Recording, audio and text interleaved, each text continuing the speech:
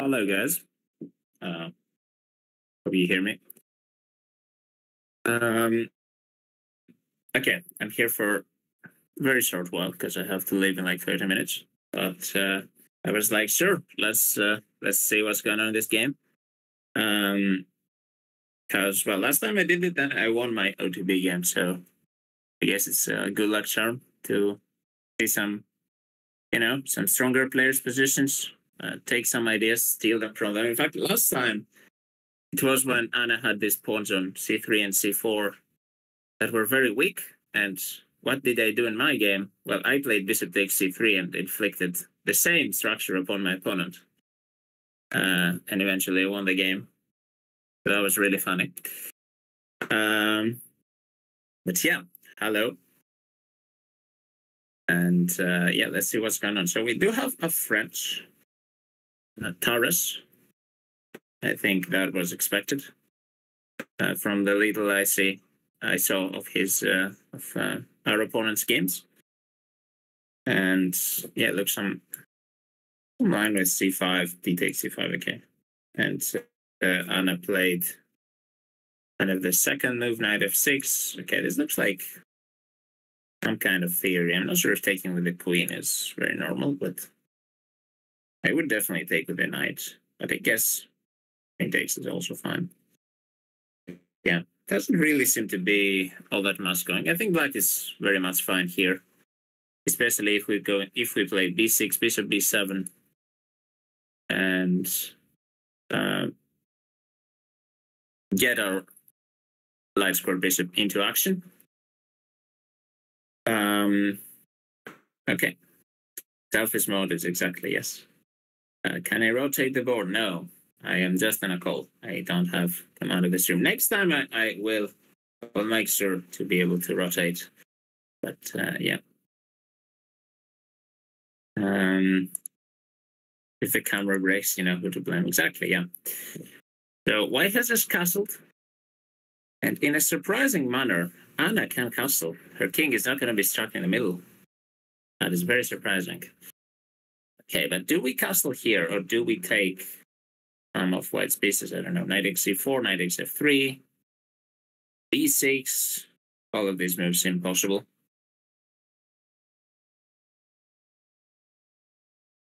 I guess Anna's thinking is quite a bit down on time from what I can see. I'm not sure where she spent all this time. Let's see. Actually, I can't see that. Okay, she spent time on knight c6. That was the best move. And yeah. Okay, and she's spending about 10 minutes on this move. f6 to d7. Why would you want to do that, though? Do you want to bring the knight to b6? That might be an idea. Awkward. Like, you should first get all of your pieces into the game and then do this kind of maneuvers. Because if you bring a knight to b6, where is your light square bishop going to go, right? Bishop is going to be stuck. So probably what you need here is to castle and play b6, bishop b7, I would say, in some order. And maybe we need to take the knight on f3, because if that knight goes to b3, to disturb our bishop, if we play d6, knight takes c5, that could be a problem, I guess. We don't want to lose the bishop pair here, I guess. Especially losing the dark square bishop would be bad. Guy has a chest position on his hoodie. That is kind of sus, I think. I think there was some incident where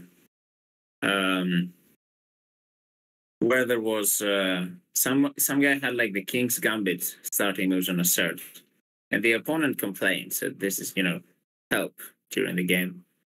I'm not sure what happened, but it is a fun incident. Would be cool if I had a separate screen. Yeah, I guess it would be, but we can't do this, so we're stuck with this for now. But yeah, okay, I think DevMake was the one who told me about it. Like, there was a case where someone had like assert with a chess notation on it, and the opponent complained to the arbiter. And the arbiter was like, yeah, I don't really know what to do. Probably I should tell this guy to change because, what if someone like has his entire opening prep on his shirt or something? I don't know. Yeah, so this was funny.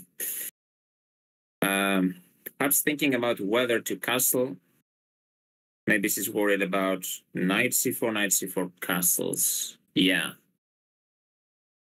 So what's the problem with taking the bishop? I think the problem is, well, your again, your light square bishop is not going to get developed very easily. So let's say that after knight c4 castles, white plays something like bishop e3.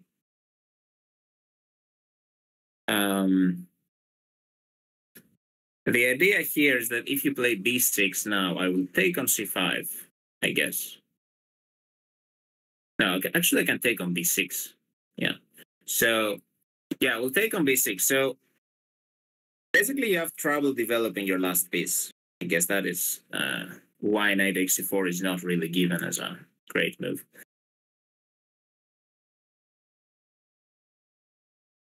Yeah, so, yeah, I guess this guy is not a player, but I guess who am I playing today? Who cares? I don't really know. Well, it is the first round, so there is this kind of weekly tournament that's going on here in Athens. And yeah, I decided to join because, okay, I don't care about my rating. My rating has tanked anyway, so let's play some chess, right? So I don't know. My opponent would probably be some, I don't know, 1600, 1700, something like that. Okay, knight c4 has been played. So Anna is like, you know what? I am going to take the bishop. Bishop pair is good. And I am going to play knight d5. And that prevents the move bishop e3, which is what was kind of problematic. And the engine says, okay, this is not so good as the main move, but it's not terrible either. Yeah, I guess white has a little bit of a development advantage, though. I think this is also a nice square for the bishop anyway on a3. Bishop could go that way as well. Yeah, I guess white is just slightly better, but it shouldn't be that much of a problem. We do have the bishop, which could come in handy. Like if we can manage in the middle game to open the center, and our bishop on c8 gets activated, then we might even be better. Here, white's task is probably to keep the position kind of closed. A good method to do that would be to put a knight on e5 at some point, preventing the pawn from going to e5.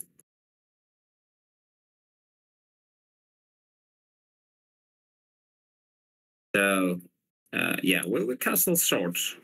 Probably, yeah. I don't see why would we stay in the center with the king. I guess we will castle probably in the next move, I guess. If white plays something random, I guess the next move is castle. If white plays something like rook e1, I don't think bishop a3 is that much of a concern. I think bishop a3 will just take and claim that we are fine. Our knight on d5 is quite nice. Yeah, the only problem is, well, we're stuck with a classic French bishop. That's pretty much the only kind of advantage white has. White could try here to play for the imbalance of a knight against this bad bishop somehow. So yeah, white's best move here, probably bishop a3, trade the other bishop, get rid of the bishop pair, and then play kind of some knight against bishop position.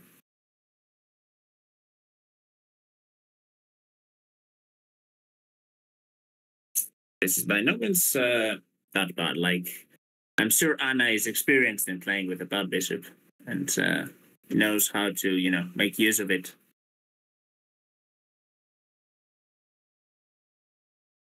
Of course, black in the middle game wants to play some kind of f6 and e5 to activate the bishop. Now, whether would that be hard to achieve? Maybe, because if we do that, then our knight on d5 no longer is protected. So there could be some problems, especially if white plays, some kind of queen b3, rook d1. There's kind of a battle of ideas. Black wants to open the center, white wants to close it. And I guess who will get his or her's way will have the better position. Castles rule out the Khazarian signature g5. That is true, but we could still play g5 later if we ever need it. Still a legal move, so yeah.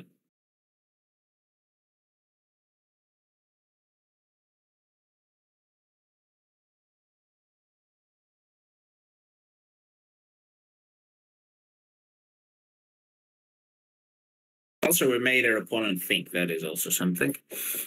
Because this is, there's many moves that are possible. Not like white has one clear move, but I guess the most principled is probably bishop a3. If white does something else,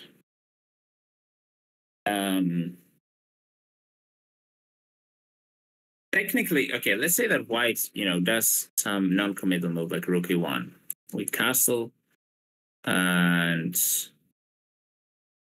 he plays something like, I don't know, bishop b2. Oh, bishop b2 doesn't really make much sense, but yeah, bishop b2 would give, I guess, the black knight the f4 square.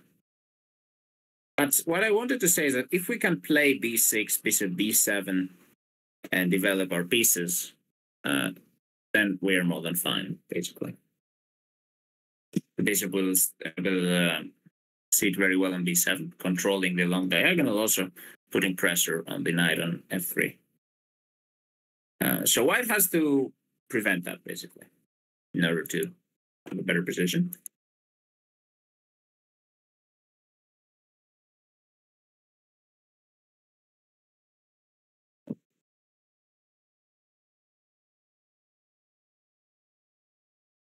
Yes, as Sodich is saying in the chat, the struggle for a middle game advantage begins.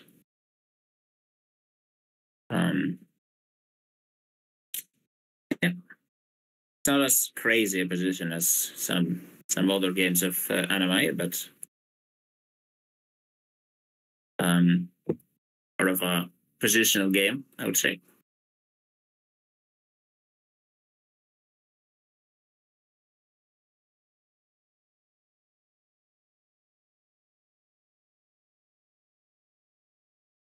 How's Anna doing so far?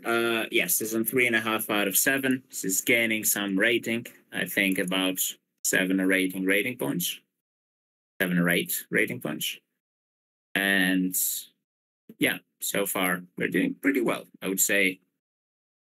Well, we're doing a half point above expectations, I guess, since we drew against the Grandmaster, 25-60. Why is that a good move? Do you mean knight d5? So why is knight d5 a good move? Knight d5 is a good move because, okay, the knight is strongly placed there in the center, protected. It kind of blocks any white ideas down the d file. Maybe there was some knight d6 check or some kind of ideas like that. And it also prevents the natural move of white bishop e3, which would target our bishop on c5 and potentially our pawn on b6 if it goes there. So yeah, the knight d5 is a great move. It basically prevents some of white's attacking ideas. And in the future, it also opens up the f-pawn to go to f6 or f5.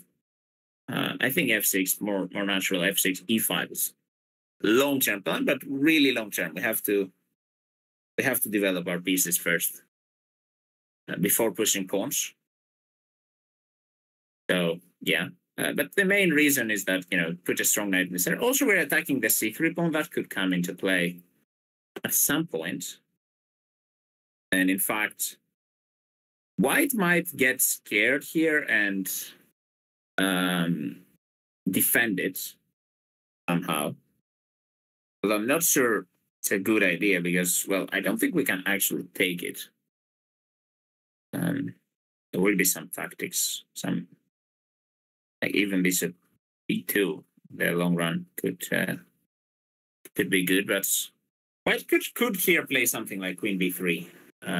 If I was white, I would consider that move at least.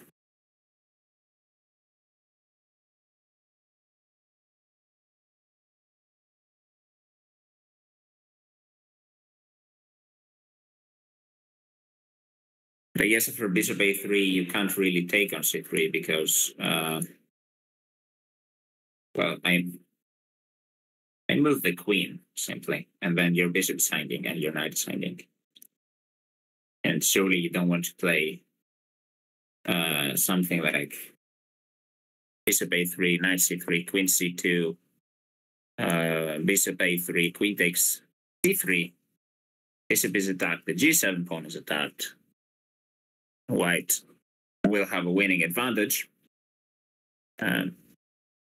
Bishop a3 has been played by Anna's opponent.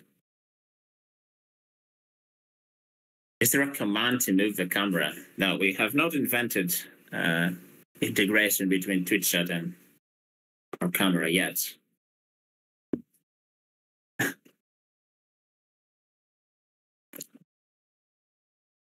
Don't really see white's potential. Well, white wants to blockade the position, basically. Like put a knight on e5 and prevent the black bishop from freeing itself. So bishop a3 is a great move by Adam. We pretty much have to take. And I guess white will take the rook. And after the black bishop disappears, then the queen has a really nice square on d4, where it prevents b6. And unfortunately, our bishop is kind of going to get stuck. So some problems here for Anna to solve.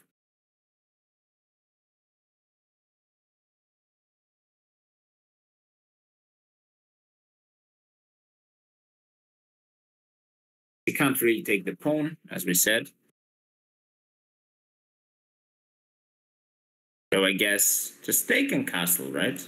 Take, rook takes, castles, king d4. And then we think maybe f6 could be some plan. Play e5 eventually. We really need to play that move. Maybe some kind of f6, queen f7, and e5. It would also free a bishop because this queen and d4 is very strong, I think. Since we don't have a dark square bishop.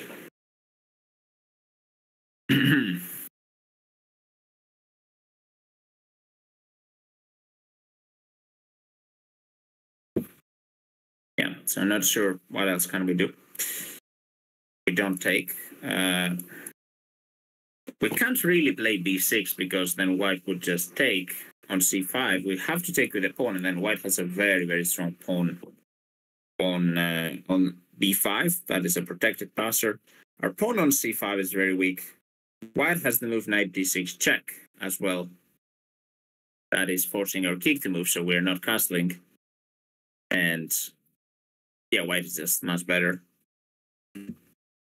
So we're pretty much forced to take on a3. Less. There is some tactic. Maybe we can move the knight. I guess we could play like knight f4. The queen protects the bishop. Then white has knight to e5, which is where the knight wanted to go anyways. And that comes with tempo because now our queen is attacked and our bishop is attacked.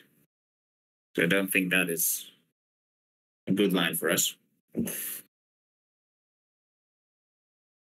Hello, Giants Pixels. Wow, that is an impressive streak. 65 stream. Wow, that must have been almost from the beginning of the year or something. That is an impressive streak. I think that deserves an emote.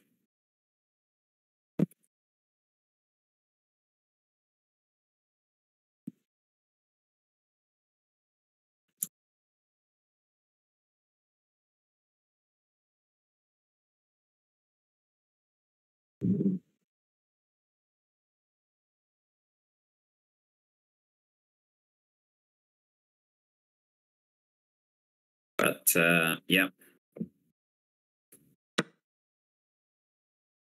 Okay, Anna has taken the bishop as expected. Now white can take with the rook or with the knight. I think the rook is more normal.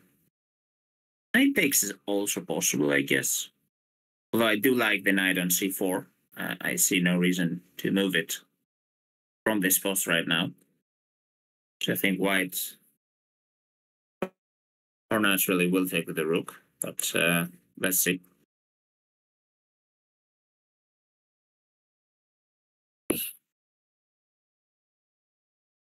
Good thing is, at least we are going to be able to castle.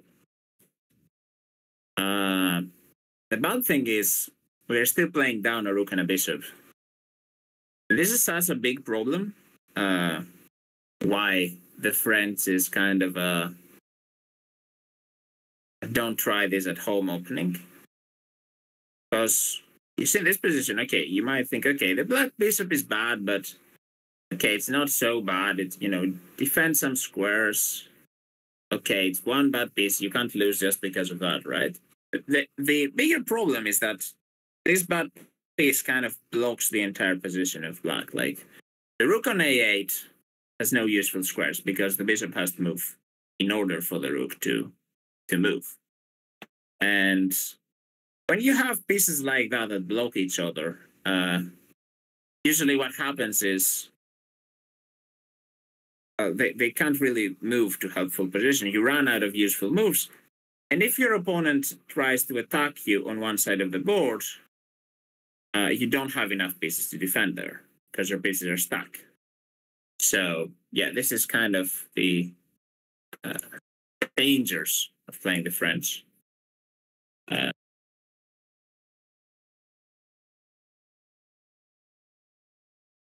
However, if that bishop becomes active, it will be the only bishop on the board after our bishop on a3 disappears, which could be an advantage in an open position.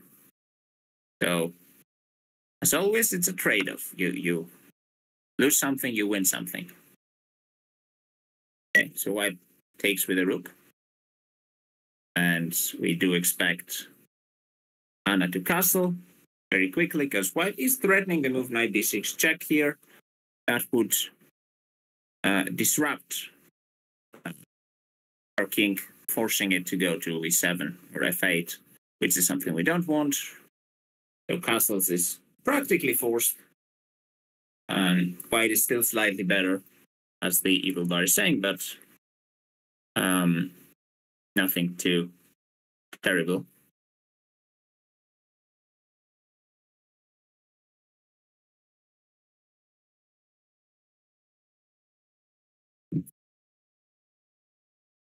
And after castles, I really like move queen d4 for white.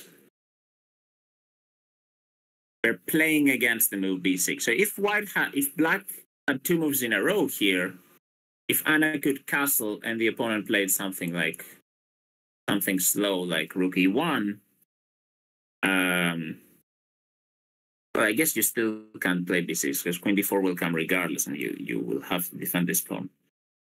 Yeah, okay, my argument doesn't really work. But in general, we do want to play the move b7, b6 at some point. Maybe first we can try this plan with f6, e5 to activate the bishop this way.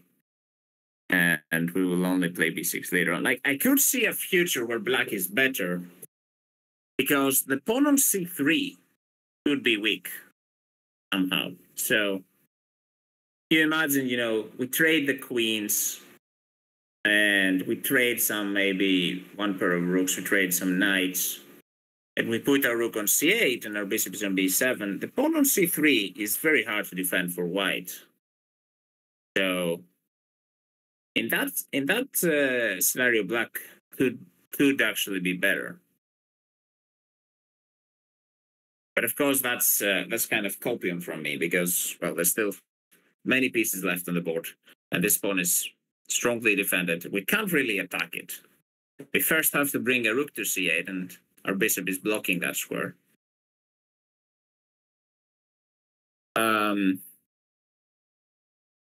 Castles has been played, by the way, as expected. So Anna is now basically saying to the opponent, you know what? Prove to me that you're better. Show me your advantage. White, I think the best move here is queen d4, as I've said. I can't think what else can white do. I guess bring the rook into the game, maybe rook e1, or something like that.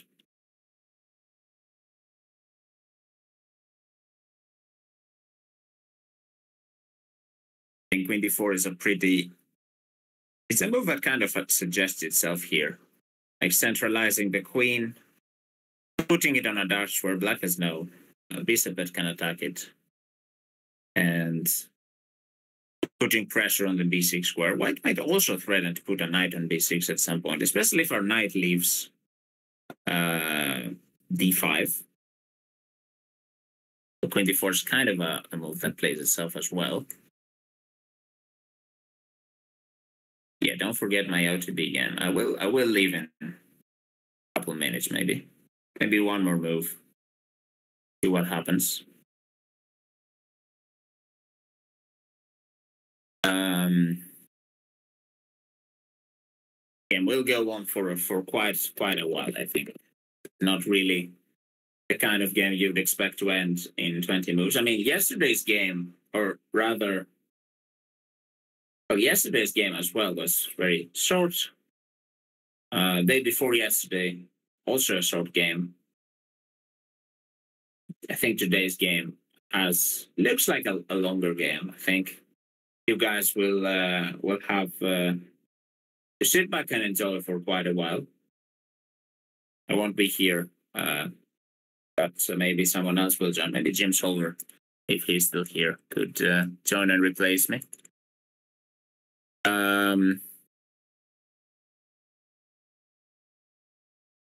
Commentate while in your OTB. I mean, I don't know.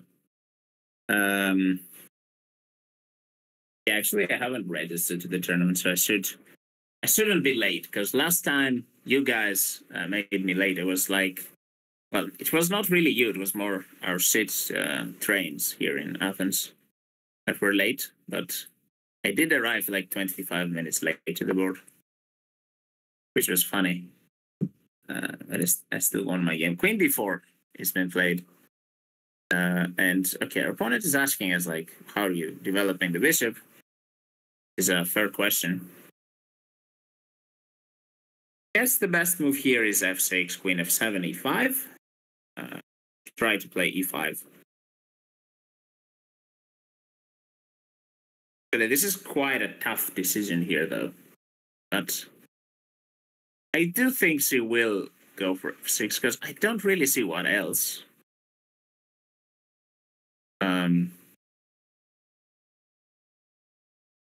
Have to be a bit careful here. For instance, rook d8 is a huge blunder. Might look, I'm putting the rook on the same file as the queen, but this is the disadvantage of having a bishop on c8. After rook d8, knight b6 is completely winning for white. We're attacking the rook, and the knight cannot take because queen takes d8. The rook is unprotected, and this would be back rank mate. So after knight b6, black has to move the rook, and we win a piece with the move c4, again exploiting the pin on the knight on d5. So rook d8 is a huge blunder. I'm sure Anna will not play that, though. And because there are not really many useful moves here you can do, like bishop d7, for instance. You might think that is a good move, but how exactly do you defend after knight to d6? And also, knight to e5 is also a move, attacking the bishop on d7. So the bishop doesn't really want to go to d7. That is why you want to kind of expand this diagonal. That is how you come to the move f6. The idea is to play e5 eventually. And I think this is a very important move to find. I think if Anna finds this move, she has good chances to continue the game. If she doesn't, she's going to be quite a bit worse. So important move here. Anna should think for some time and prepare g5. Yeah. Yeah, f6, the only move making sense. Exactly, as James already saying. Basically, you find this move because there are no other good moves, right? I mean, yeah, you think about, okay, I want to play this, I can't.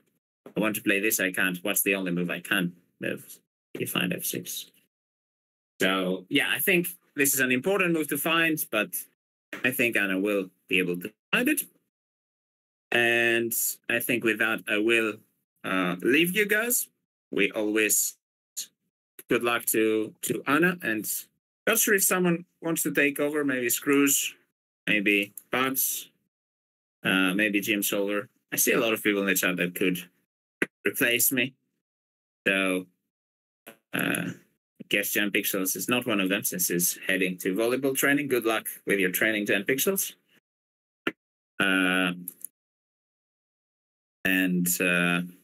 Yeah, I will leave you guys.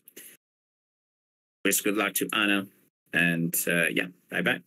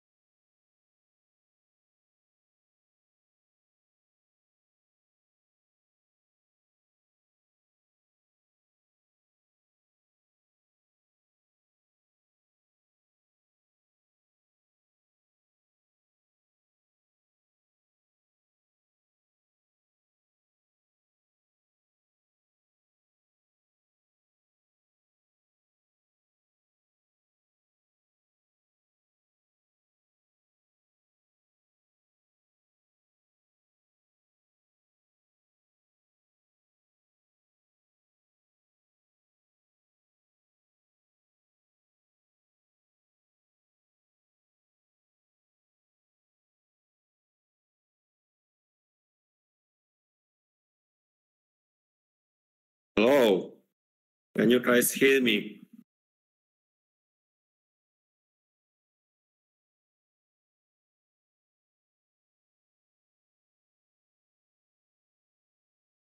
Nice. This is James Solver speaking.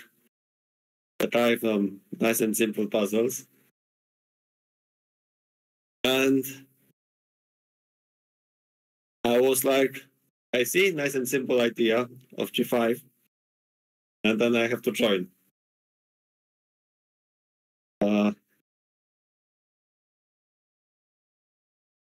So this is actually interesting that this move is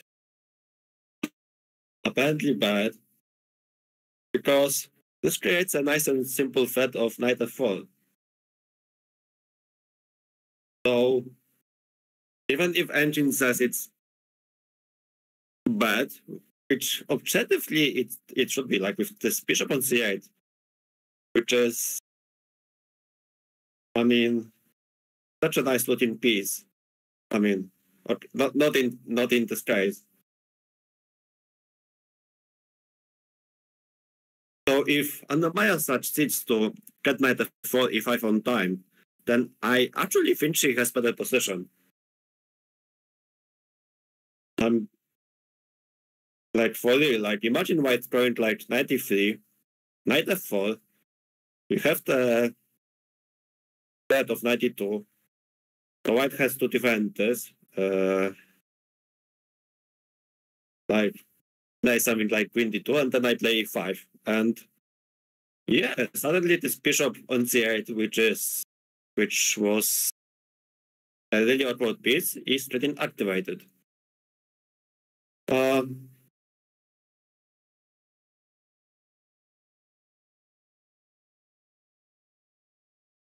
not saying it's a good move. I mean, I assume that knight b6 has to be the move.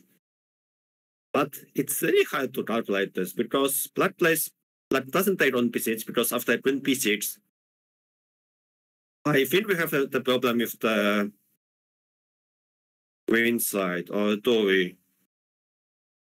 Yeah, this is also, by the way, not so easy because I go g4, knight d4, and then g3. And yeah, I attacked the on d1 and pawn on h2. So I would say this is also fine. Yeah, so not only you have to consider after knight b6 taking on b6, but you also have to consider knight f4. And the idea is if white captures on a8, then I go knight e2 check and win the queen, which would make us happy, of course. So yeah, this is actually not so easy. And I mean, look, I've seen was g5 moves by Anna-Maja, and this is not the worst move. And actually, this is a very practical decision, I would say. Oh, we have 500 bits. Wow, thanks, Cristobal Ultimates, for the 500 bits. That's crazy. Thank you very much.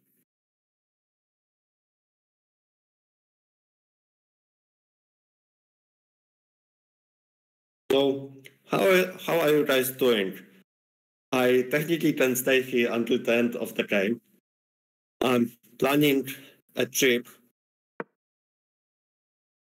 So, like today, I still have some time to commentate, but tomorrow it's like I could technically only commentate the game if Anna-Maja faced Katie, because I promised this.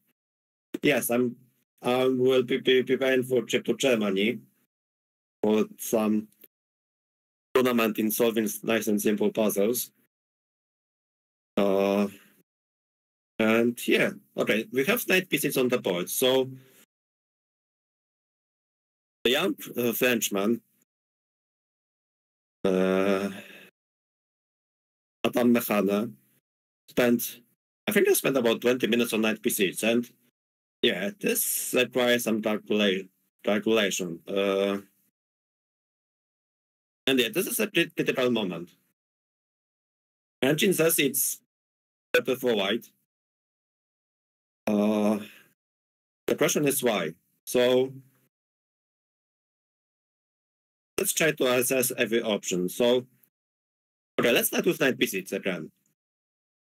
After knight b6, queen b6, if Anna-Maja pushes this pawn, so if she plays g4, because the point is that then she can grab that pawn after the knight moves, and then she plays g3, targeting the rook on d1 and pawn on h2. So yeah, this is one interesting option, and I'm trying to understand what white has prepared for this. Because I'm not sure. Maybe he wants to sacrifice something, like maybe he wants to play. But sadly, I don't know. I really don't know. This is so confusing. Like, why does the engine says it's like it looks like +1 on the ball, if you ask me, but I'm so confused because like knight g4, you win the pawn after knight d4 g3. So I guess it must be some stuff like either you move the knight backwards to f3. Yeah, this is confusing. Knight f4 apparently has a mistake. That's even more confusing.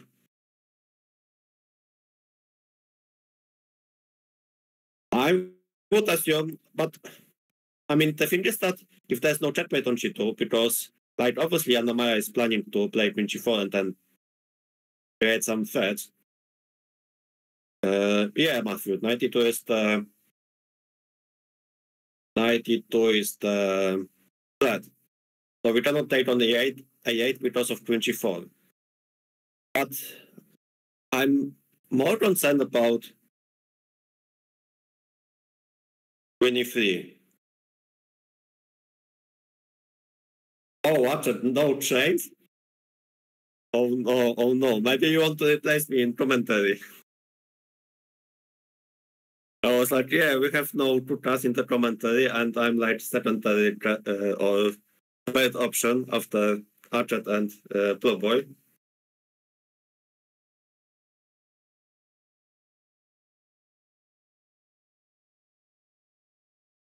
Yeah, so I think the issue may lie in queen e3, because after queen g4, I want to just defend this guy on g2 by playing g3. And yeah, I'm like, yeah, it looks better for white, but somehow, like, you have so many pieces trapped, like, on the queen side. Oh, I'm not sure if there is some attack. Engine says no. Unless I'm missing some huge tactic here, but it's, yeah, hard to say.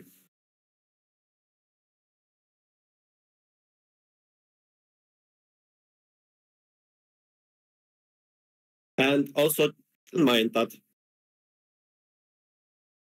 that wants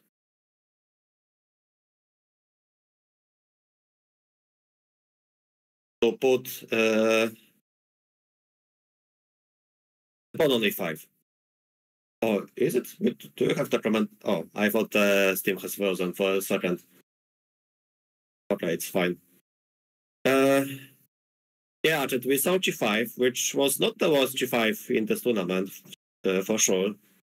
And some for engine streams it's +3 or +2 or yeah, it's almost full white for some unknown reason, which I'm trying to understand. Like I would assume queen e3 is like the move which may be an issue, and queen g4, g3, and then like there's no checkmate on g2, and like you have only one check on h3, like we play knight h3, I draw king h1, or maybe even king g2, knight f4, and king h1. But how easy is it for 2300 player to spot this stuff? I don't know. Like, he could be worried about this idea of queen g4, and then he could come up with some more defensive stuff like queen d2 maybe, and then queen g4, knight e1, but this looks passive. Yeah, and it has 20 minutes, so yeah, this is not over for sure. Oh wait, unless do we have queen d6 with white?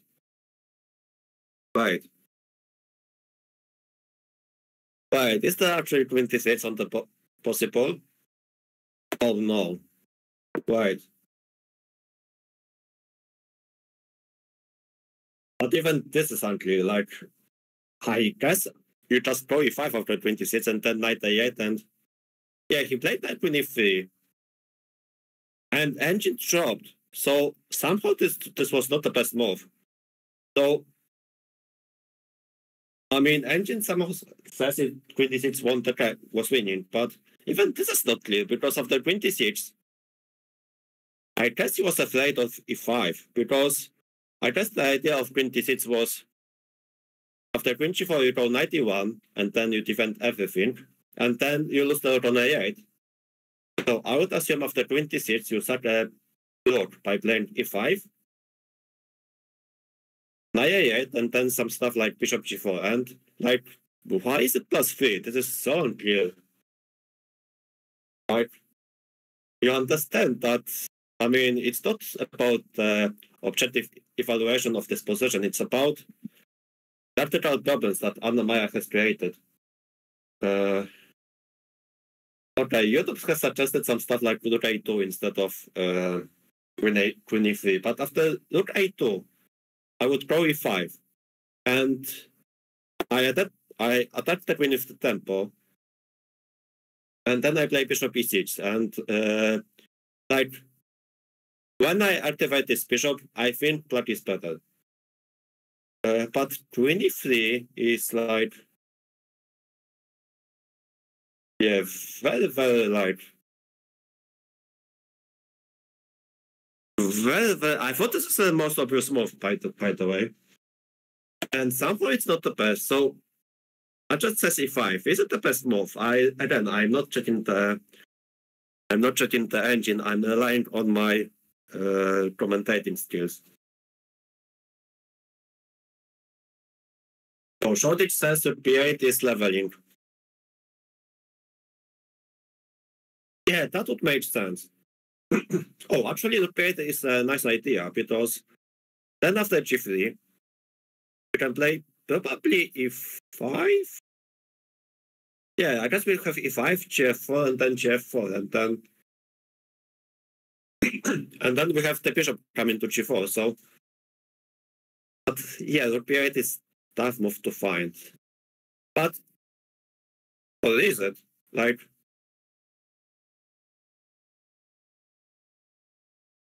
I guess rook b8 is the move to find if you understand that queen g4, g3 is stable position, because then this queen looks kinda weird on g4 when white has idea like king h1. Yeah, but e5 is interesting, Arjad. Let's think about this. So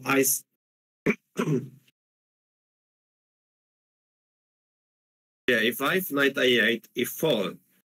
Oh, I was actually thinking about bishop h3, maybe. Maybe not, maybe I'm too optimistic. Maybe white can take on h3.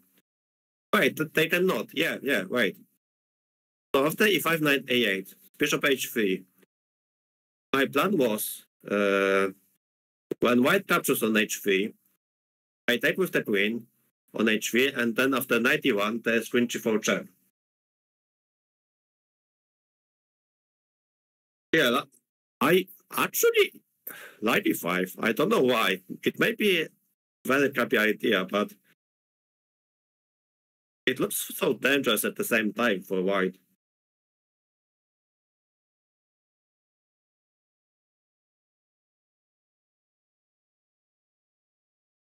Hello, Linked. Yeah, so right now, apparently Anna-Maja is doing fine because of move p8, which is an engine suggestion. But we're trying to use the fact that this knight landed on f4, which is... I'm so tempted to play e5. Like, you have no idea. Like, in the game, I would consider playing e5. And then go for this bishop h3 nonsense. Because it's hard to see, like, why is white winning. Like, e5, knight a8, bishop h3, let's say I go knight e7, and then I take on g2 with the bishop. And, I mean, try to find the refutation of this line. Good luck. And you have 20 minutes.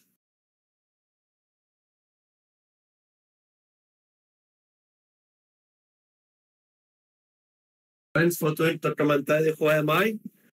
I am GM Solver on Twitch. I'm specializing in solving nice and simple puzzles.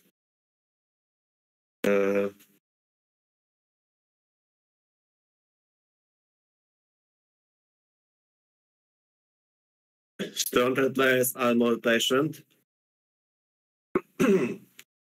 Are they?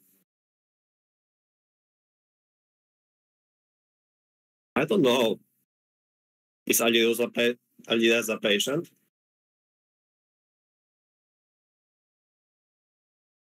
I'm not sure that Alireza is patient.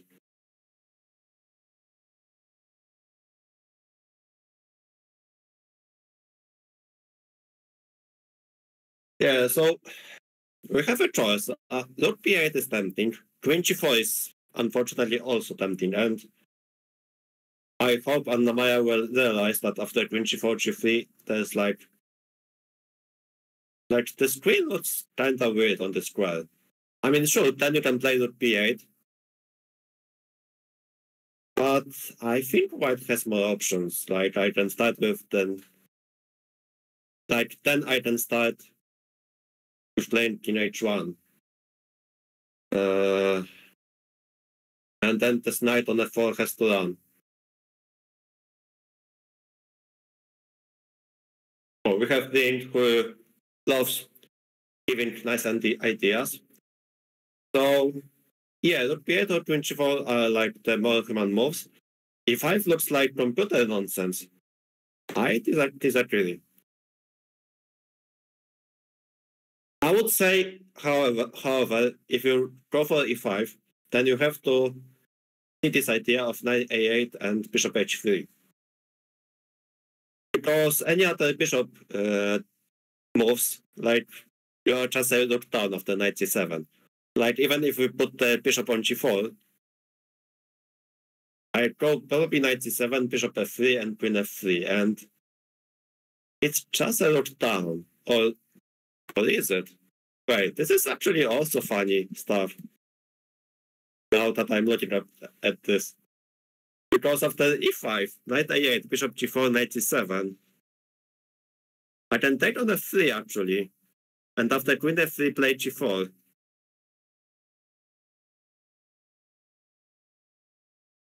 Right, this looks like nice and simple position to me. I'm not gonna lie.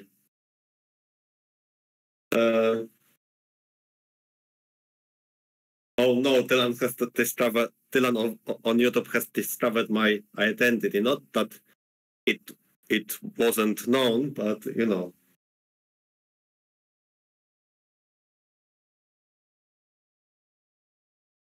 And I'm also running. Yes, I actually made some nice run today. I think I ran about 4 kilometers. Such a nice weather to run. It was slightly rainy, but still I was really enjoying running.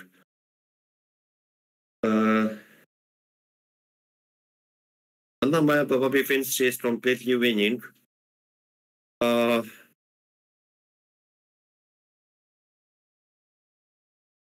I think the position is very, very, very rich.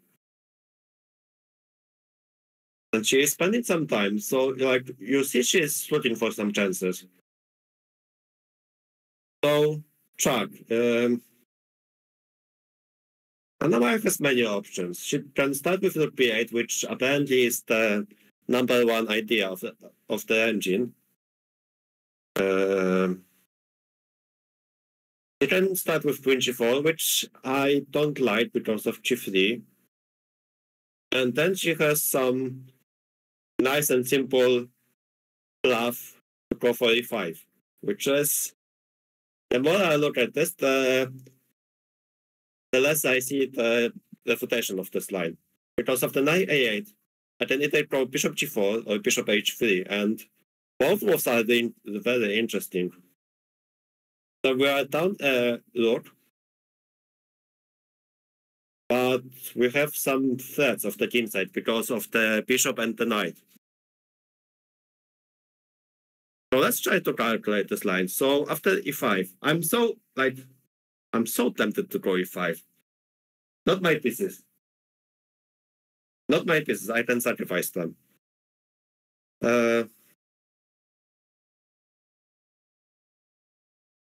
Right, then he's thinking about E5, knight A8, bishop H3, rook D6. Yeah, that may be a small issue. Yeah, oh, apparently this guy is directing on Anna-Maja's court. Wait, what is this? This is some foul play. Less than I give him a yellow card. Give the card to young man. What is he doing? You don't collect pieces on opponent's court. I mean, come on. Okay, so anyway, Link is suggesting that after E5, knight A8, bishop H3, there's rook D6, which,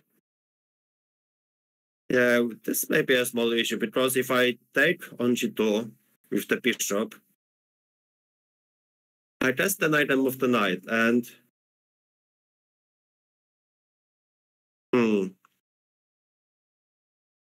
like still, like, what do you do next after 91 Queen G4? Like,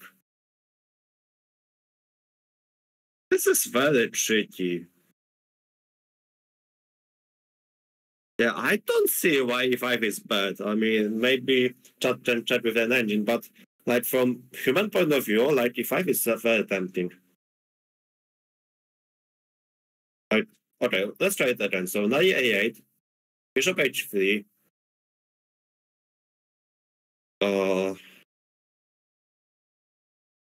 There's a knight on A8 handing. There's like bishop G2 handing, maybe.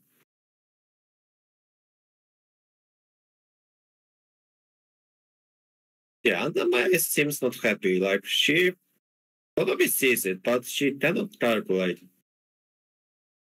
Maybe she's like not convinced that works. Like,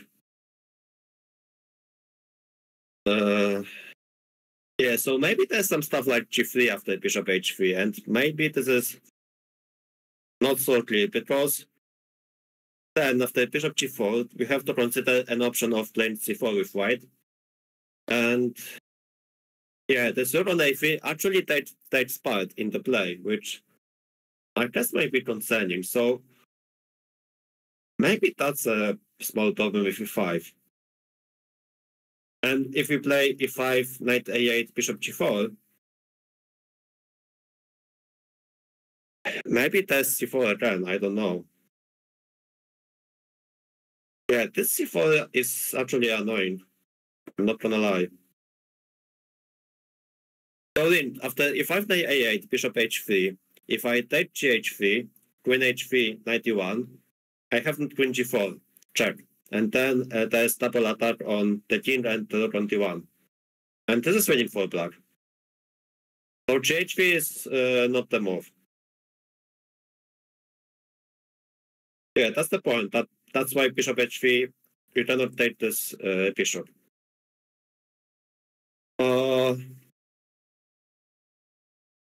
Okay, Achet is saying that after E5, knight A8, Do you want to play e4 right away or after some stuff? Like,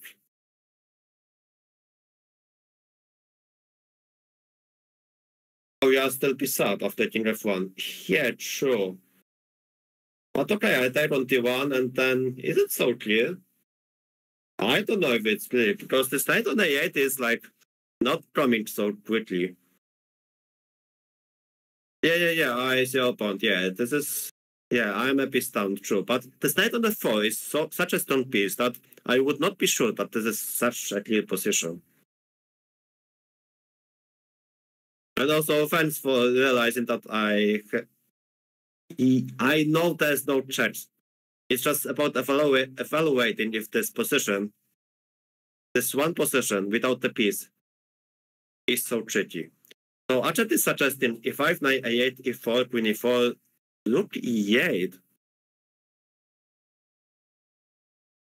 Huh? What is this?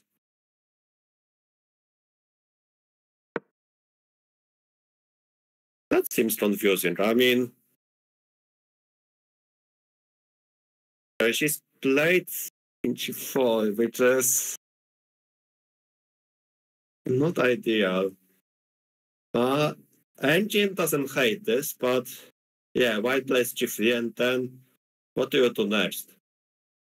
Probably you go to b8 and then play this position. Engine likes queen g4.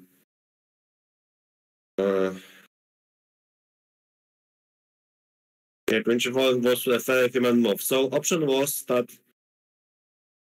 So alternative was to go with b8 right away. Yeah, that you wanted that e5 crazy line. Yeah, I think e5 is not working, maybe. E5 engine says was +2, maybe. Yeah, so I assume that b8 will happen on immediately. Right? That b8 for sure will happen immediately.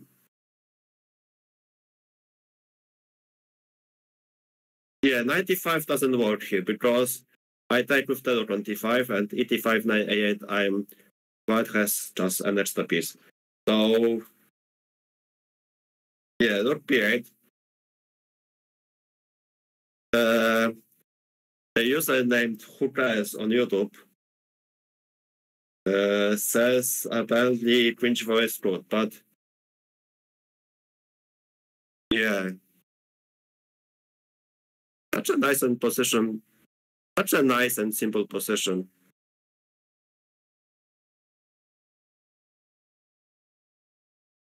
Oh, apparently the engine line after e5 for +2 is ridiculous. Chat, you can share it in the chat if you want.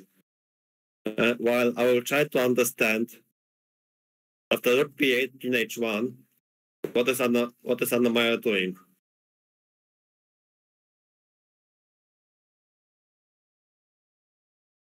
Oh, engine. Oh, Achat says that after e5, knight a8, e4, queen e4, rook e8, you retreat the queen to f1 by playing queen c4, bishop e6, and queen f1. Yeah, makes sense. Queen ends on g1. Oh. Okay, rook b8 on the board. So, I really would love to have a queen on h5. So, I guess that's why rook b8 was probably better, because now when Anna-Maja plays e5, this bishop can no longer move to squares like g4, h3, and still, engine doesn't hate this, and both players are having low amount of time. But man, this knight of b6 is strong.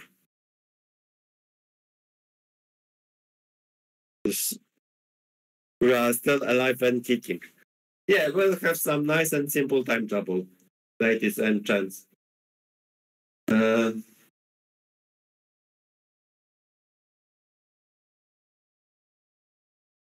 actually, I'm trying to check how many moves both players have 20 moves to make, and they have around similar amount of time, like 19 minutes.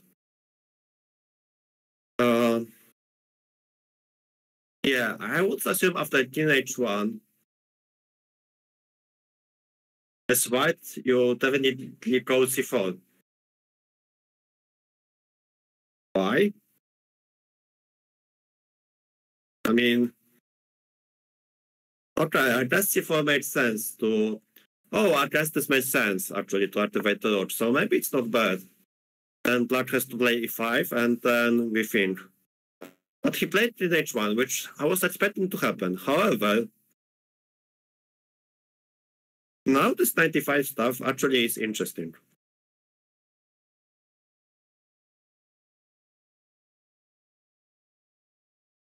Yeah, actually, the more now that I look at 95, the more I like this because this is a pawn stack, and if I take on d5, knight e5, rook d5, knight h3, I don't know about this one. I mean, this looks like an obvious move, but what do you do next with this knight? I guess you are trying for some tricks and staying tactic. But if there's no attack, like white is just more active, and that is what I'm concerned about. And also, like now, if I go e5, there's a square on d5 that I have to worry about. f5, f4. Yeah, I think it's very, very risky. Maybe, I mean,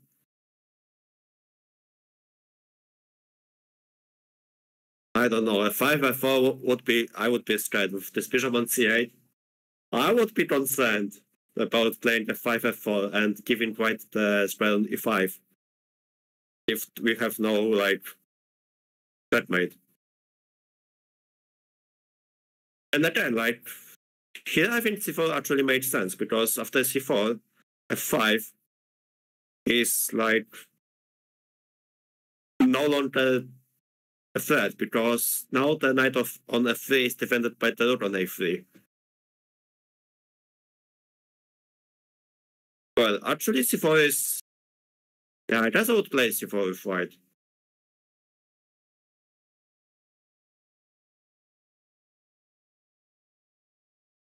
Yeah, hard to see how white progresses, says Dylan. I would assume white goes c4 and then try to activate the rook on a3. I think that makes sense. And then I think black has to go e5. There's also rook d4, which is... Yeah, rook d4 is also interesting. Oh, actually after rook d4, I have to go queen f5 because after queen h5, white wins the pawn by playing knight c8. And then rook a8, queen e6 check. Which is still not clear because then I go queen h8 and then suddenly you threaten to take on f3 and on f2. But white has king g2. It's a little weird. Yeah, rook d4. Yeah, rook d4 is slightly problematic. So, but still, okay, I go queen f5 after rook d4. And let's say I'm trying to somehow push for e5 if I can. But maybe this is a problematic because rook d4, queen f5. Then white actually move to taking part to g2. And just say, look, I mean, you are stuck with the knight on h3. Maybe it's not optimistic, maybe it's not great. So, yeah, many options to consider. And again, engine says white it's better, but like from practical point of view, This is very, very unclear. Like, even after 34 to f5, this knight on the h3 is standing there, looking in the eye, and staying like Anna-Maja's don't clip this, guys.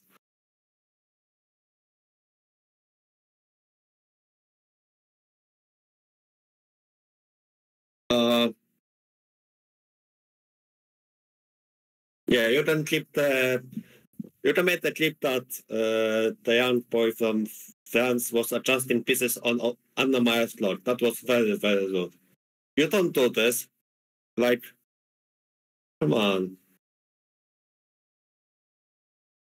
This is as disrespectful as walking too loud in the playing hall.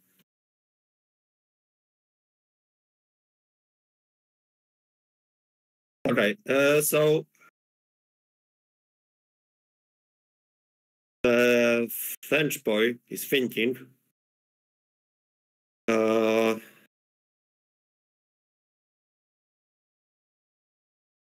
I would assume C4 is probably the best because C4 activates rook on A3 and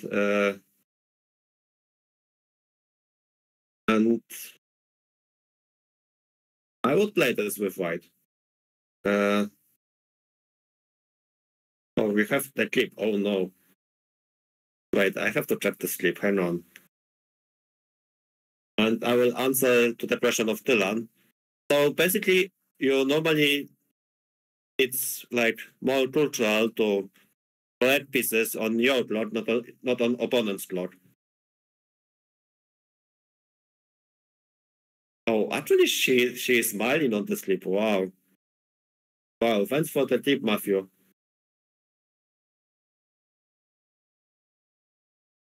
Very nice.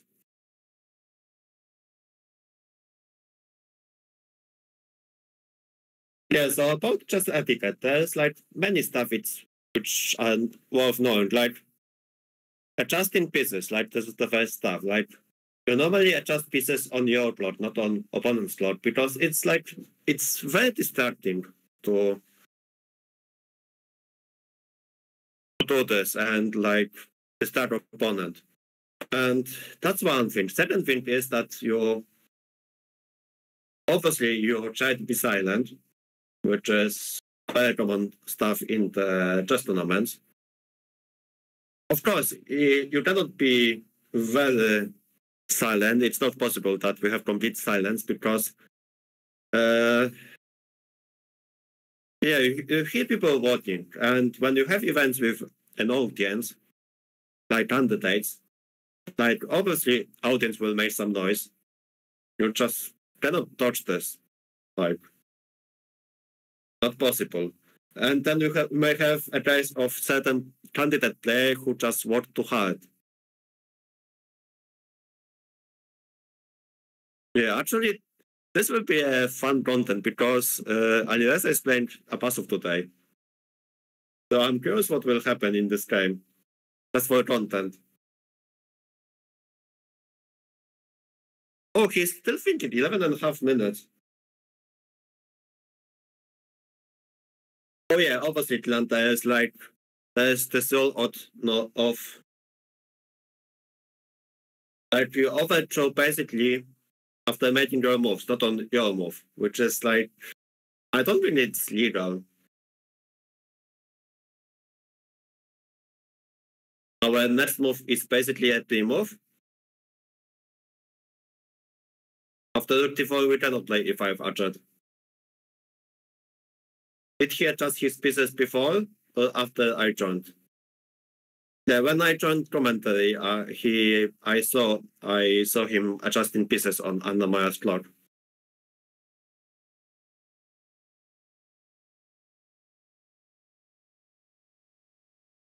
Maybe Apasov will get his first win. Why not?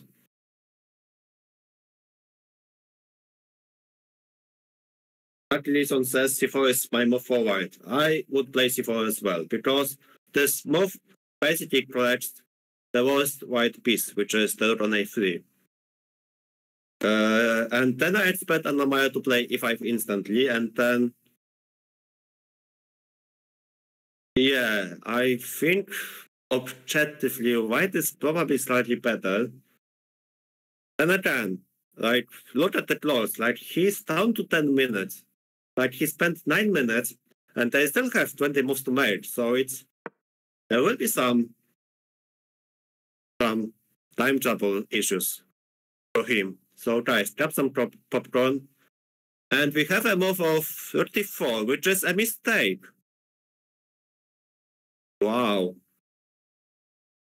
And this move looks natural because this kick out that win, and we see instant reply by Anna-Maja at win f5. I love it.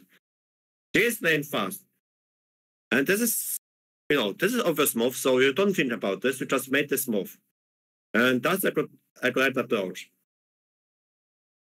And let him think. He is shaking. 10 minutes, it's not enough. And the engine actually went slightly towards Anna-Maja's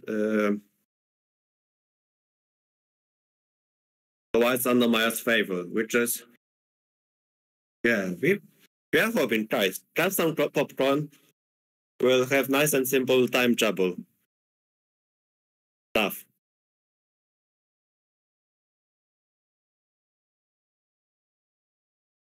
Yeah, so now e5 comes with the tempo, which is important.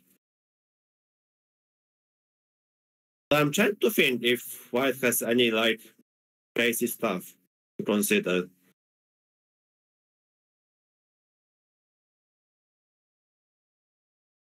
Like g4 is the move, but after g4 I go queen b1.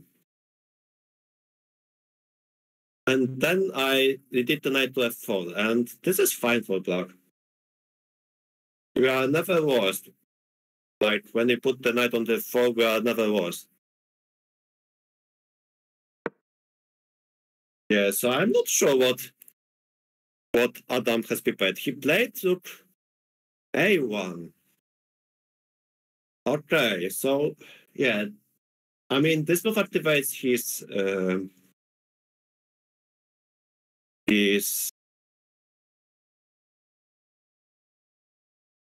lord. Oh wait, what happened? Wait, no. Archet, what have you done? We lost camera. Oh no. Oh my god, Archet, what have you done? And now I will have to do all the stuff blindfold. Oh no.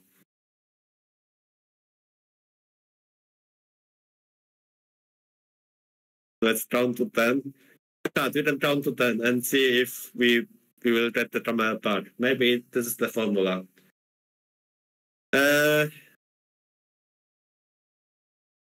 No, but I wanted to see that stare from Anna-Maja when she will win the game. Hopefully. Yeah, actually engine is, yeah, and actually this evil bar is more black. So first of all, we have e5, which is probably instant move. Because after 95, I can actually take on d4. And 97 is not cheap because of king h8. And then we take on e3.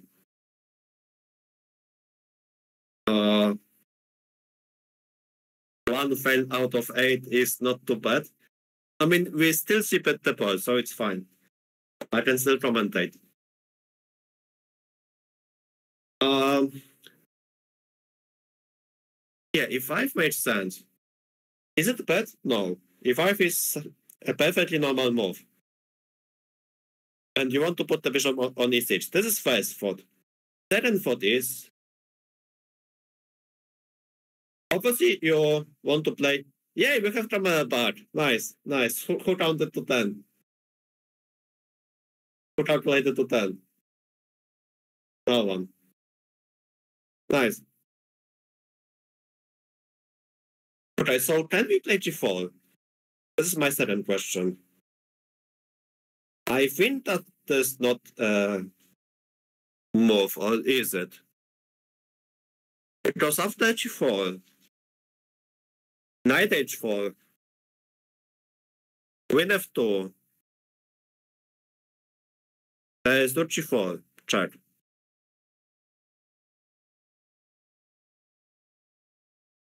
Yeah, so this is not clear. Yeah, just after g4, there's knight h4 probably, and after queen f2, we take the pawn on g4 with check, and probably white has to, Anna-Maja has to roll king f7, but then queen h6. No, g4 is bad. Yeah, we don't roll g4. We play e5 and chill.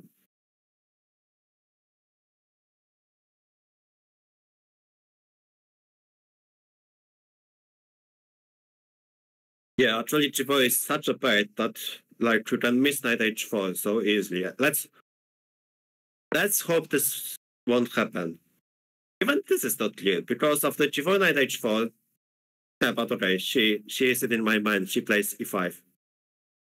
And then rook d2 happened, and then yeah, bishop e6, and we are chilling. Totally chilling. And yeah, now you see this knight on b6, which still looks strong. But notice that after bishop e6, this knight on b6 attacks nothing. And yeah, she played this very nice. Very, very nice. And played instantly. Oh, now he improved the piece. Now he improved the piece on his clock. Finally, he's learning. Yeah, g4 is... Yeah, actually now g4 is becoming very tricky. If we somehow get the bishop on this open diag of a8, h1 diag and get g4, we win the game. Would be nice, but yeah, it requires some tempis. Yeah, still this is... I guess this is still... This position is still around equality, but yeah, like f20 gave white, they gave Anna-Maja too many tempis, and yeah, now we are chilling.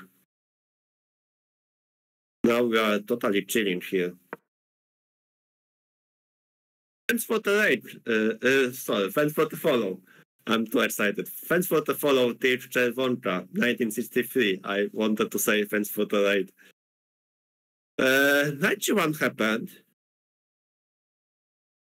I don't know about this move. Right. Can we call it pt8?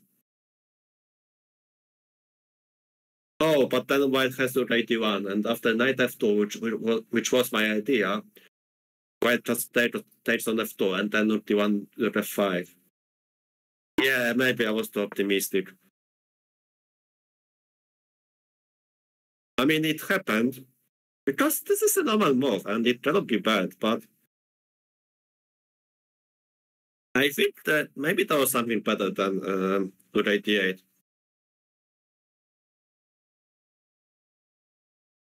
Matthew, so normally they have increment after first move, and this increment does not disappear.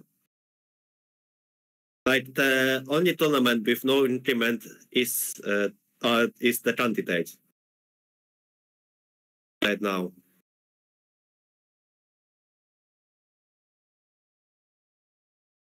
So normally when you have no increment, like in candidates, in open section, you can stop writing moves when you are below 5 minutes. Normally, but then, like they have starting to increment after 40 moves. So after the increment begins, the player is forced to complete the notation. So that's the rule. I think it's not changed. It hasn't been changed for like many, many years.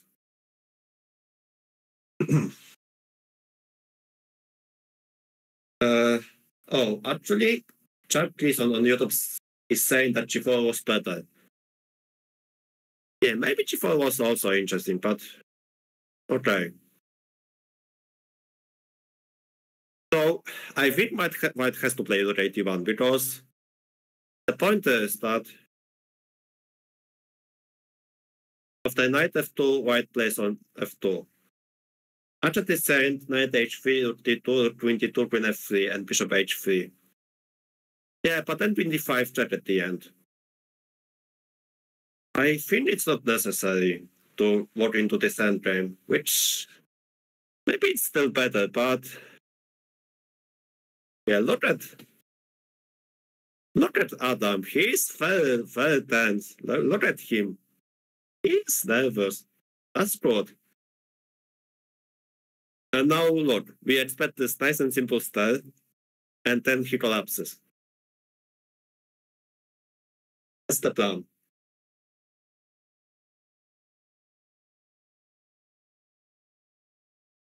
Interesting that the edge was lost after the natural move or PT8. Yeah, I guess there was something better, but hard to say what really, because obviously white was trying to play rook 81, and they have control of a d-file. Yeah, so that's interesting. I mean, still, like, I like Anna-Maja's position. Oh, actually, after rook 81, can he consider rook d2? Can Anna-Maja consider stuff like rook d2? And if we take with the rook, we have queen b1, which forces white to play f3, which is still scary, actually. So maybe rook 81 is not the move. But what is the move? Maybe knight h3 has to be played. But then he has to say after knight h3, rook d2, queen d2, queen f3, king g1, bishop h3, he has to see queen d5, check. And even this position is probably not clear. Queen d5, knight d5, king f7 in this endgame, and yeah, we have this bishop on h3, which is annoying. But white has the knight on d5, so maybe this is the move for white. What else? Do we hope for some nice and simple tactics? We do, right? Yeah, but there's not many options. So I think rook 81, which looks natural, may actually be a very bad move. Yeah, so I'm playing for rook 81. Or potentially rook d8 we also don't mind, because then we take the d-file.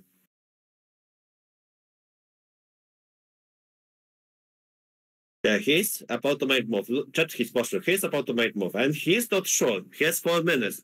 Guys, he has 4 minutes on 15 or 16 move. This is not a lot of time. You can easily make a mistake. Yeah, he has like 15 or 14 moves. Like, this is not a lot. He played with 81. Wait, you have chances. Wait.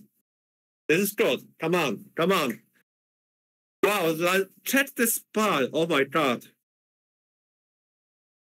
We actually have a chance to win. Anna-Maja has some chances. Can she see it? I think the queen b1 is the move for sure. And then after f8, this queen is stuck.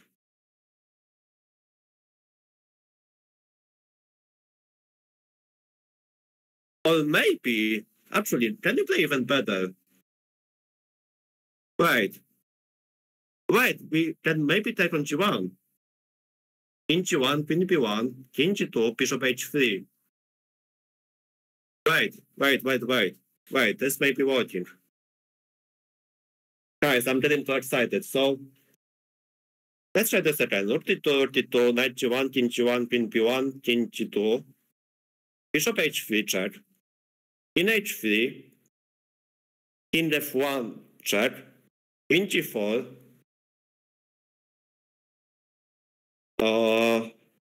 I don't know, I'm trying to calculate knight g1 first, and then queen b1 and bishop h3.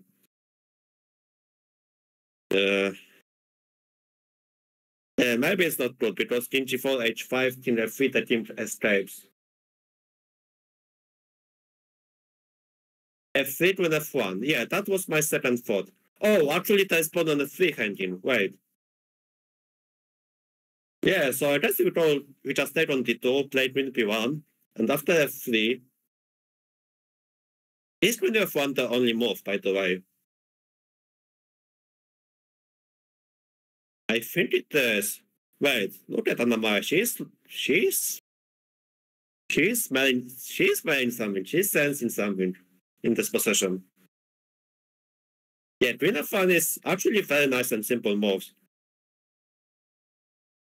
Come on. Can we see? Can we see? Okay, step 1. She took on t2. Look t2. This is move number 27 from white.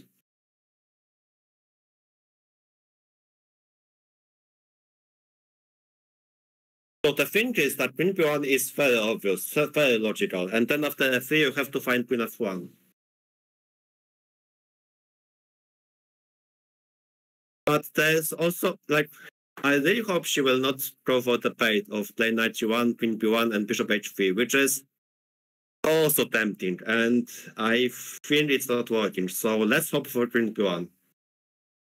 And let's hope she will not try to go for this weird stuff and she sees the queen b1. Because knight g1, king g1, queen b1, king g2, bishop h3 is very tempting. And after king h3, you have to see that queen f1, king g4, h5, there's no checkmate. And actually, even white can end with the king. So, yeah, I think queen b1 is actually... No, queen b1 is very easy to find, I think, when you reject knight g1 idea.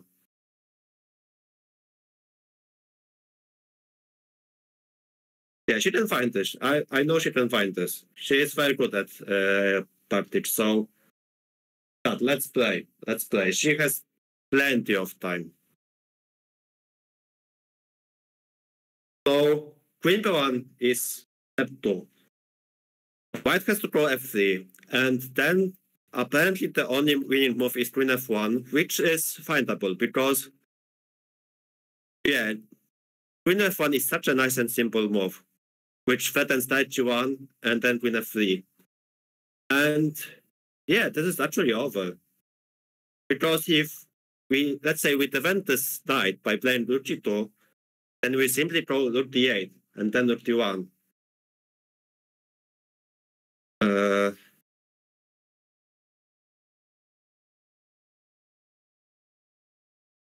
Apparently, Peach says the more winning moves like queen c1 and d4. I mean, queen b1 is step 2 for sure. Just don't spend time calculating knight g1, king g1, queen b1, king g2, bishop h3, because this is so tempting. And just revert this line quickly and play queen b1. Just nice and simple chess, approved by GM Solver.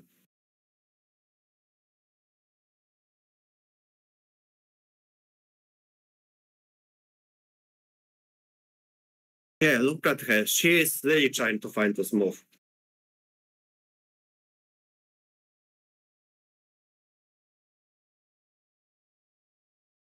Oh no, Lucas. Oh no.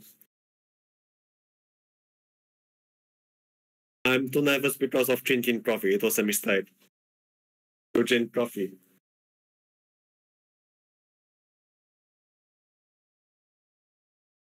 Okay, let her cook, chat. Let her cook. This is actually... Let's hope she will find this. She is thinking about this. I can see it. Come on.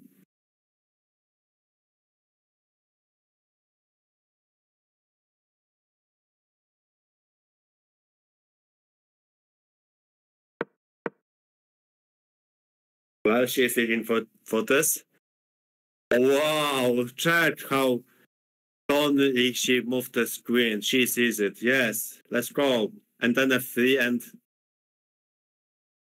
this was the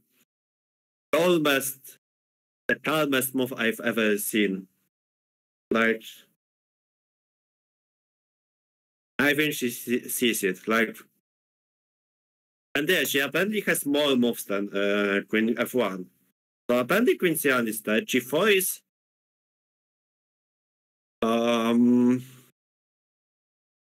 also good. It's not bad. Yeah, G4 is also like interesting because yeah, it opens this tired, so G4 is actually nice. Thanks for the follow, Power Arts. Thanks a lot. Yeah, so G4 actually also makes sense because after G4, FG4, you open this tired for the bishop. Yeah, this cannot be bad. And also, wait, FG4. I think FG4 loses because of knight G1, Queen G1, Queen E4. And after rook G2, bishop G4, you just win the game. Yeah, FG4 loses on the spot.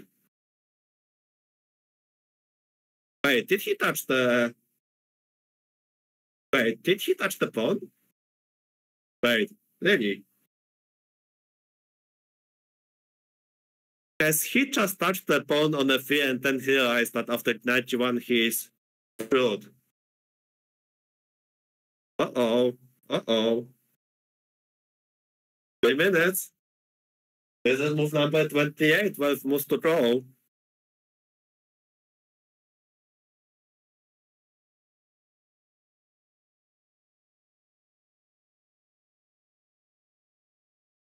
Uh-oh. I think she got this.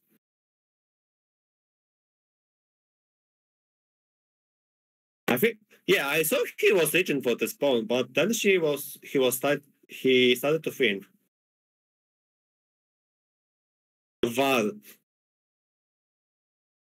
Yes, we need the Val. Like, mods, check the vote. Check the vote, mods. He looks to super nervous parts. Really?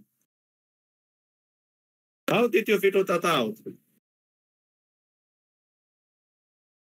Hi, Ludwig. Hello. Yes, Anna-Maja is winning. And we are coming in the perfect moment.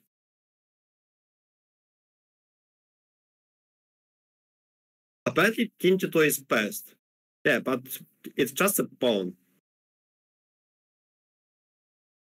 I mean, we just win the pawn after King G2, and yeah, this is completely winning endgame.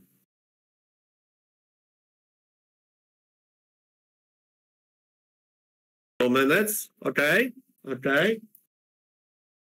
The pressure is higher. The pressure is so high. But on opponent. First, the plan is to win. Nice and simple.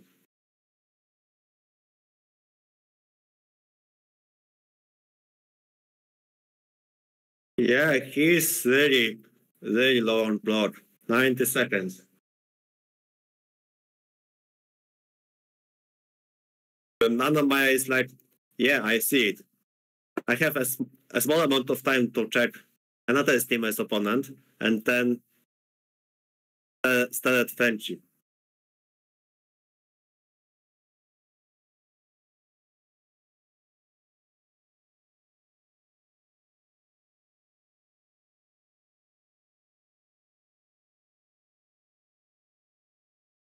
One minute. Amazing.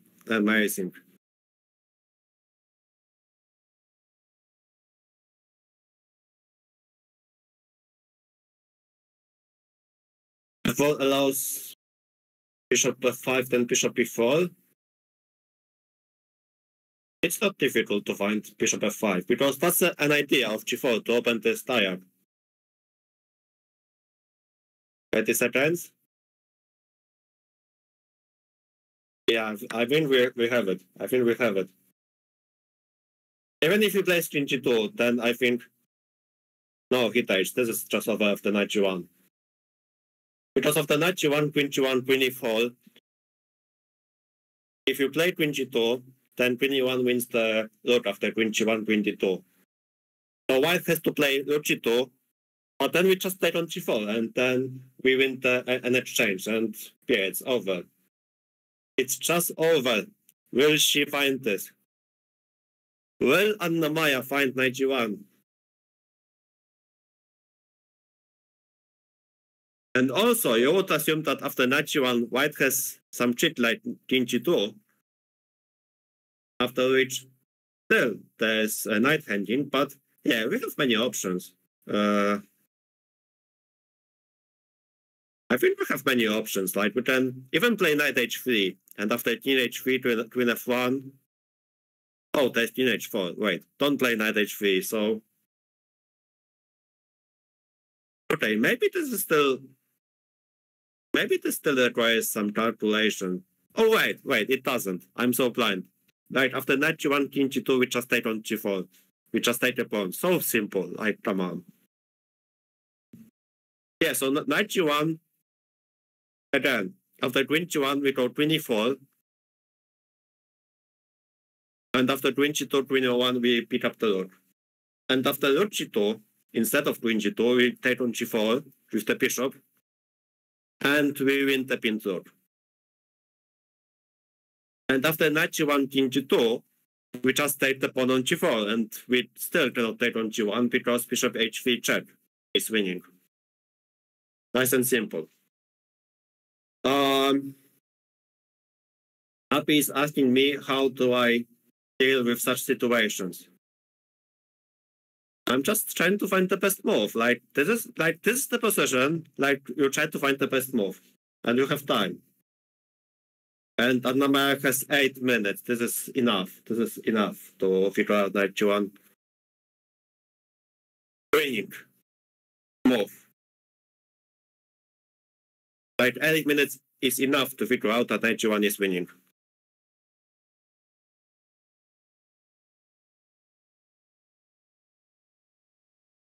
Does bishop g4 works? Yeah, we can take the pawn, but after bishop g4, okay, bishop g4 might be working as well.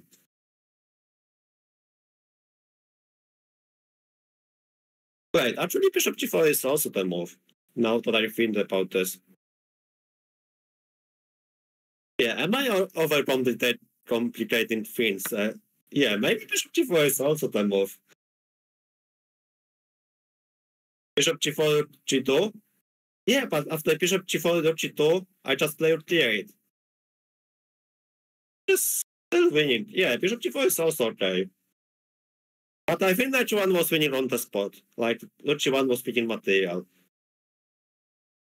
No, bishop g4 works. Actually, bishop g4 is actually also working, which is nice. Yeah, so after rook g2, yeah, it's just over. Like, after rook g2, just pro rook d8. And yeah, you just playing without a piece. And again, like, check this knight on p6.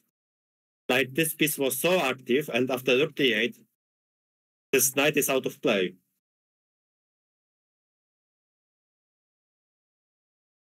Yeah, this is so over after rook d8. Do you have anything better?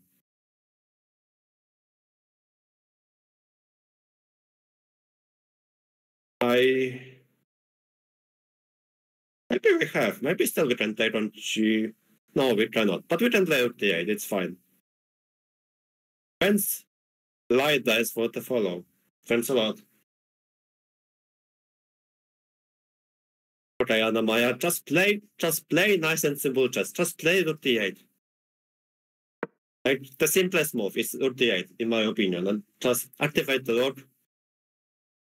She goes e4, which okay also works because the bishop f3 is also there. Yeah, maybe even better.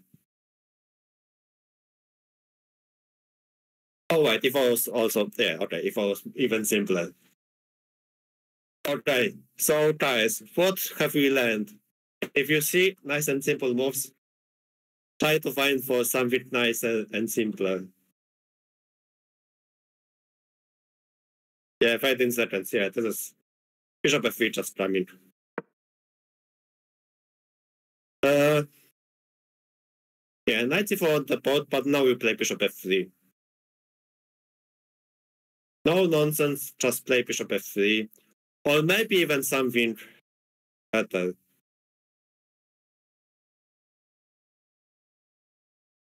Yeah, just play knight bishop f3. Yeah, this is so easy. And after knight e2, even be disrespectful. You don't have to take on g2. You can even play 23. Just disrespect the opponent. It's like he has no moves, basically. You don't even have to take the third on g2, which is pinned.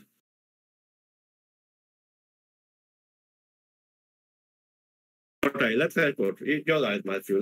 Let's help out. But okay, bishop f3 is winning. Knight e2, yeah, bishop g2 also wins, and then we take on g1, but maybe she will be more disrespectful and play maybe 23, who knows. Okay, we have it. Right, we have it. Now he resigns. I think he's about to. 18 seconds.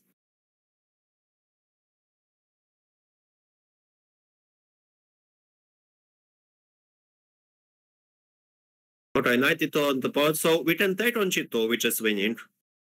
This is a winning endgame, but yeah, just be disrespectful. Just play 23 and be more disrespectful, and this is even more winning. Okay, she takes on g2. It's fine. It's fine. We are an exchange up in this position. Yeah, and she takes on g1. Yeah, nice and simple stuff. I was hoping for some glory, but okay, this is just nice and simple endgame to win.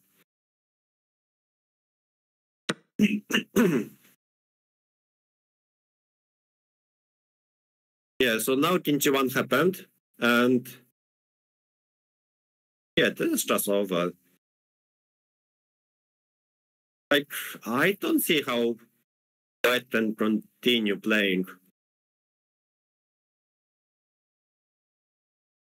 I mean, probably, maybe if the White kings jumps to e2 and somehow White captures all of the pawns on the queen side,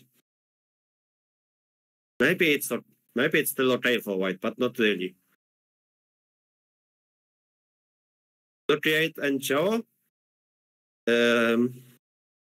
yeah, still I have king f1, so I mean, I'm sure that there are many options. She goes f5. Yeah, this is also fine.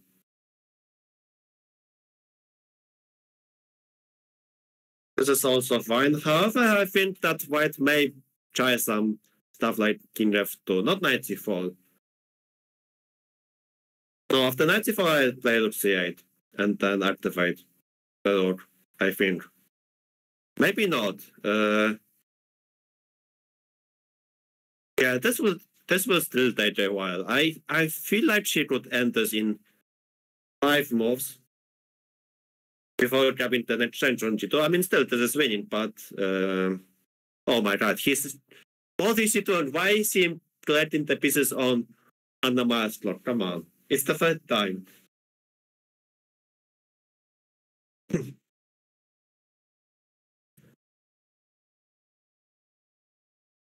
Anyway, we expect nice and simple win, but we still need to be precise because actually the pawn on a5 is hanging. So yeah, I guess f4 is winning on the spot. I like f4. Yeah, I like f4 because actually after f4, if g4 rook f4, then the king is cut off. So yeah, f4 is a very nice move.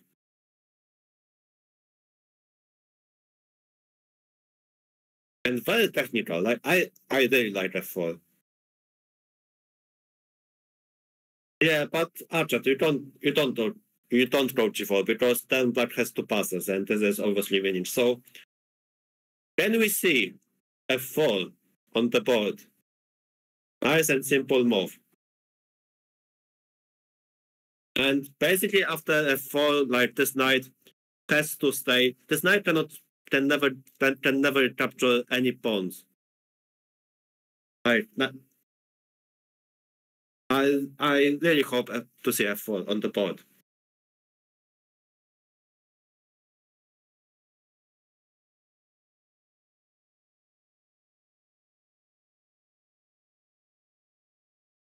Yeah, let's see f4. Anna-Maja, please. Read my mind, or Archer's mind. Oh, it was Archer's suggestion, so please, find Kruka's idea. Read his mind.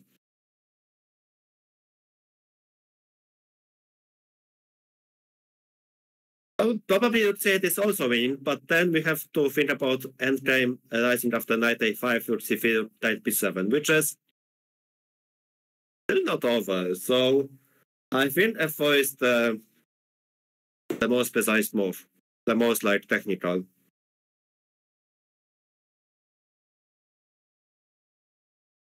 Guys, let her put. She has enough time. She has 4 minutes. That is premise of Westeros? Yeah, I saw she planted very badly in the opening. Like after the opening, she planted very badly, and then I think she lost, no?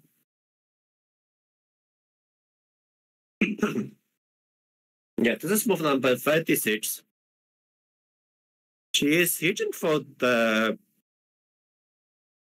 Is she reaching for the rook?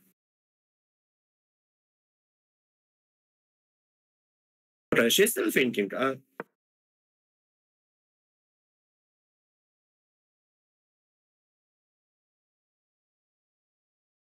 In f7. I mean, okay, this should be also winning, but I think f4 was the cleanest. I mean, okay, I mean, king f7 is also like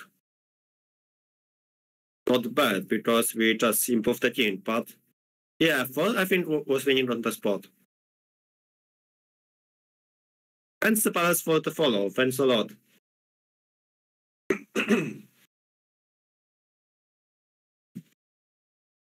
Because here white at least take the pawn on a5 and yeah, we still have to show some technique after knight a5. Just had the chat saying some moves. Oh my god. Yeah, probably she was like, oh no, chat is picking so many moves. What do I do? And then, okay, king f7, which is okay. King f7 is probably still okay, but... Oh, he goes knight d6. Very interesting.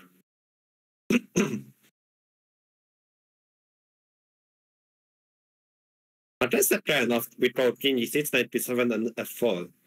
And we just don't care. Or do we? Yeah, like... Okay, he takes on b7.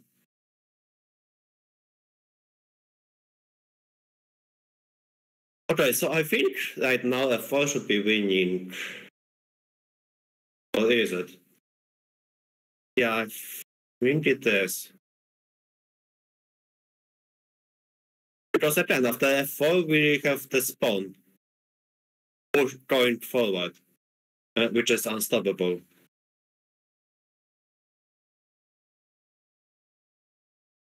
Yeah, this still requires some precision. I mean, this is still winning, but you really want to like end that quickly as soon as possible without giving any chances, because you can see some dirty tricks happening. Like, let's say king d5 happens, knight a5, rook a8, and then white plays b6, and after rook a5, b7, yeah, we need an ambulance. So yeah, we need some precision now. Let's play, chat. Let's play for some precise moves.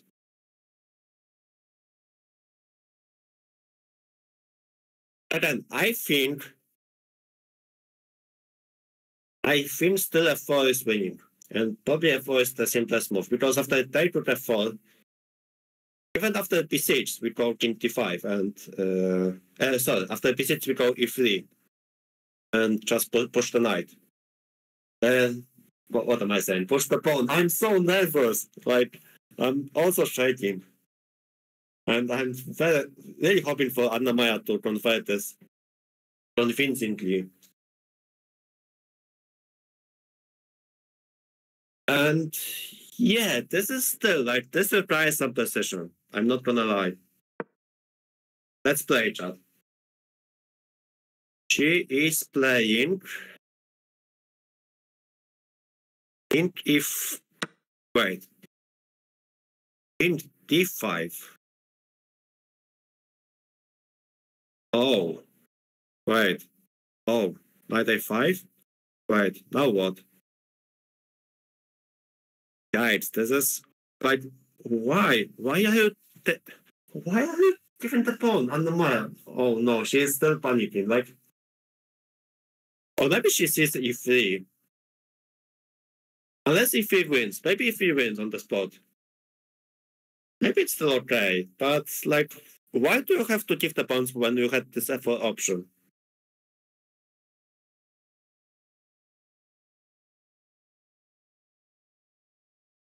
But not horse is ravenous. Yeah, this is still not over. We have two moves. She plays. Actually, she's played a move. She played e3, which is fine. Yeah, this is still fine because this king is super active, which is fine. So we will see second time control probably. I would assume visits happening. Yeah, I would assume visit is happening, and then I think f4 has to be played. Right? Oh, actually, she needs to find f4 after b6. Oh no. Yeah, this is, yeah, you have to be very precise. Yeah, let's hope. I mean, yeah, she is clearly panicking, but yeah, like, if she tries to 40th move and she tries still a winning position, she got this. I believe she's got this. If, like, she needs one more move, one more good move. And then she will have time to think.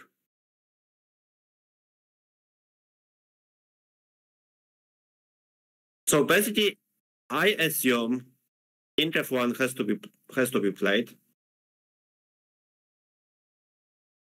I mean, b6 has to be played. Sorry, I think b6 has to be played just to create some threats with the pawn.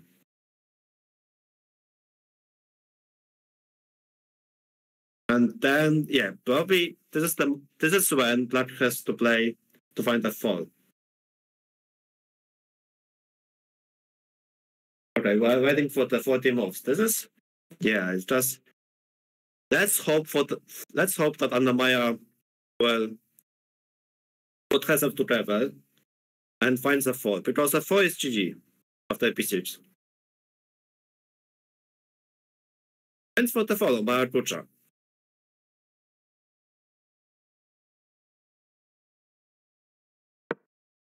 Yes, we have to play. Let's play.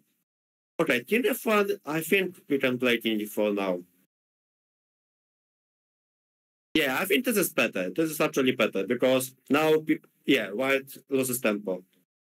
Yeah, I think b6 was the last chance. Now I think we can play safely king e4 and then f4. Yeah, king f1 was not the best, so come on. Come on, play either f4 or king e4 is fine. We have two fine moves. I think. King e4 is bad. Really, Archer. Wait. Why is king e4 bad? That's so confusing. So is f4 the only winning move? No shot. Well, it's -1, but that's not.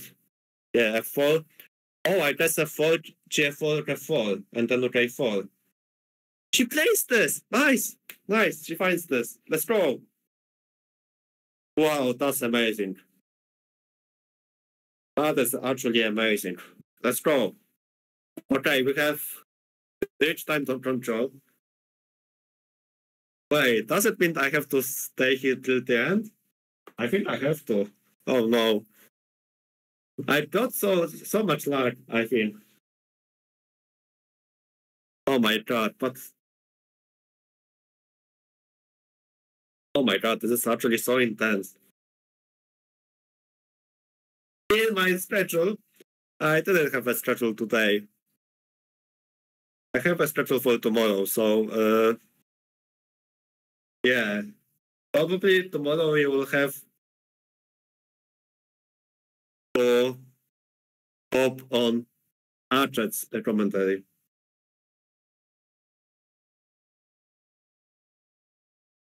Unless Anna-Maja plays Katie, in which case I promise that if she plays Katie tomorrow, then I will commentate the game. Which may happen. Not probable, but we will see.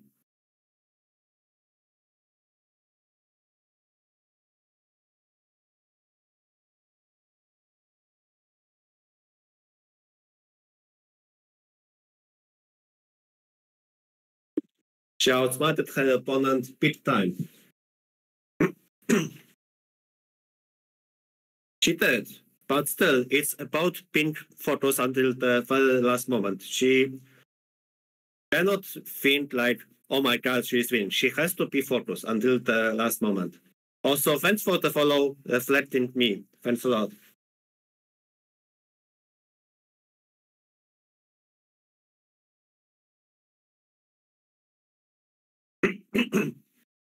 A bit late now that white king crossed the F column. Yeah, but the point is, I suspect the point is that after gf4, rook f4, king g2, can we take the pawn on a4? I think we can. Because if the knight moves on b3, then we don't go king e4 because of knight c5 check, but we play rook a3, and then we push the pawn, the king on e4. Yeah, so still we have to be precise. I think, yeah, I guess that's why after g4, rook f4, king g2, king g4 may be too slow. Because, again, white can push b6, rook f2, and then push the king on e1. And still, this is not clear because we are not in time and we don't have enough tempos. And white wants to push b7 and knight c6. So I assume that's why after gf4, rook f4, king g2. Well, my voice is slightly shaking. I actually did some steam in the morning, and actually I'm feeling my voice is kind of shaky. So after gf4, rook f4, king g2, I think we take the pawn on a4. Also high novelty.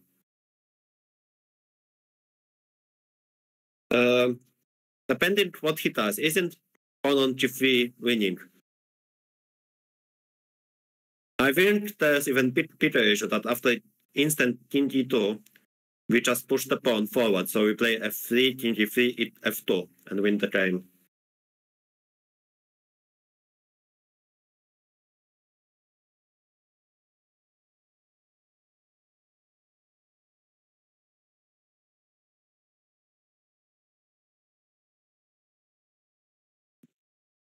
So we have reached the move 40.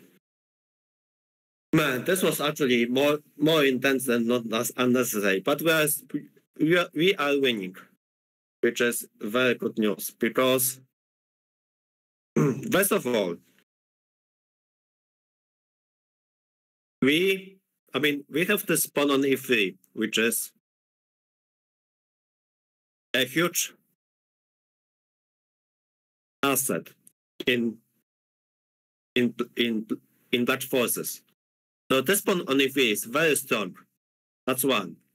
We have this very active king, which is the second asset. Sure, white has also passed pawns, and this e-puzzle is something to keep an eye on. But yeah, this is looking. This looks like this is a winning position because of the J4 rook F4, King E2. We actually can capture the pawn on A3, on A4.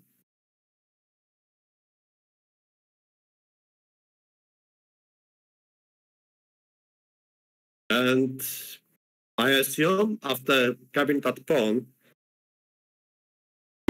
white cannot recapture the pawn on A3 in any ways. Like, even in this line, G4, rook F4, King E2, rook A4. Yeah, so basically, if knight goes to B3, we cannot play King E4 because of the fork knight C5. Instead, we play rook A3 first. We keep this knight, and then we play King E4, and we win the game.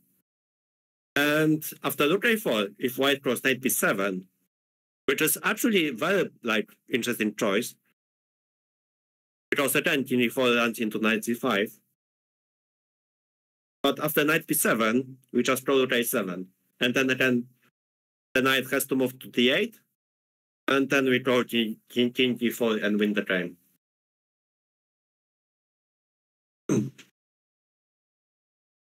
And yeah, probably rook A4 is the move which Anna-Maja has to see.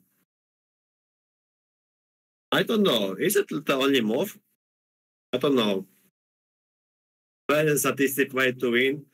This might be the only way to win, because after capturing the pawn, rook F4, King E2, if black goes King E4, I'm not sure if we are on time if white pushes the pawn forward. Like, he plays a B6, rook F2 check, or maybe rook H4, it doesn't matter. And then we push B7. Rook H2, King E1. Are we on time? Maybe we are, but that's, yeah, that requires some precise calculation. Maybe it's still winning though.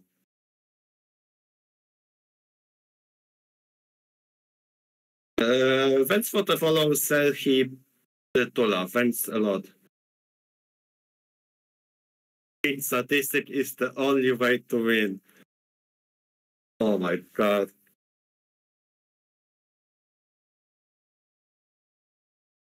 Yeah. Take notes, just take notes. Sometimes you have to find statistic ways to win the game.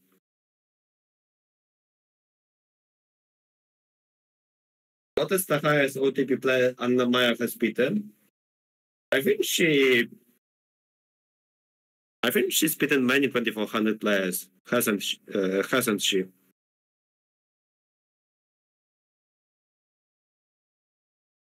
Pitch up and help me, like, what is the highest rating Anna-Maja has ever beaten? I think it was above 24.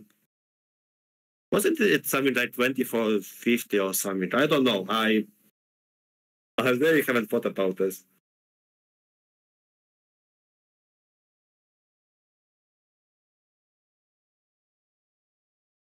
So she made a draw in Formentera in this tournament against 2540 grandmaster called Thomas Sosa.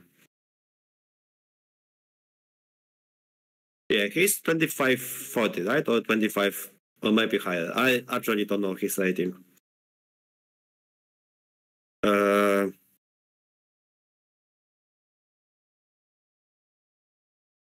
Yeah, it's 2562, sorry.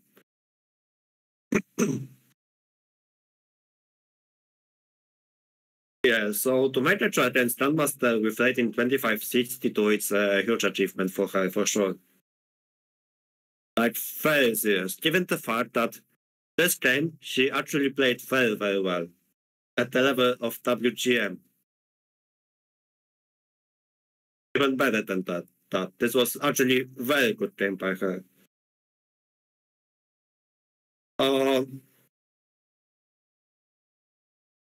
So yeah.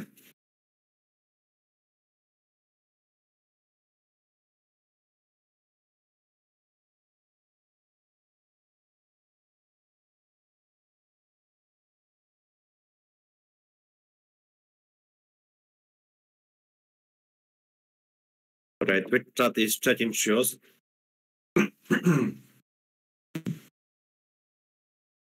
If Archet and GM Solver commentary equals win, I'll be fit to commentate on the Champions League.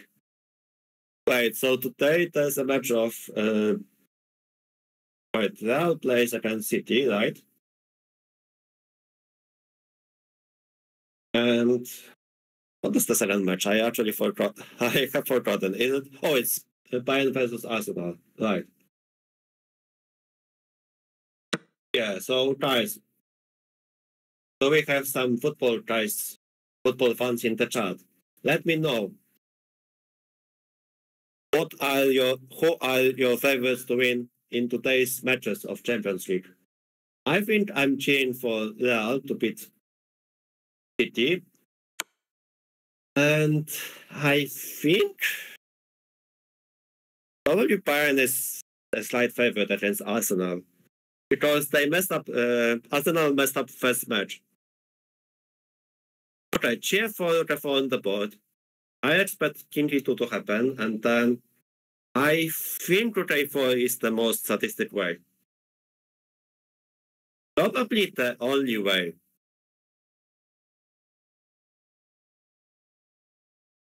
Okay, we have one City fan.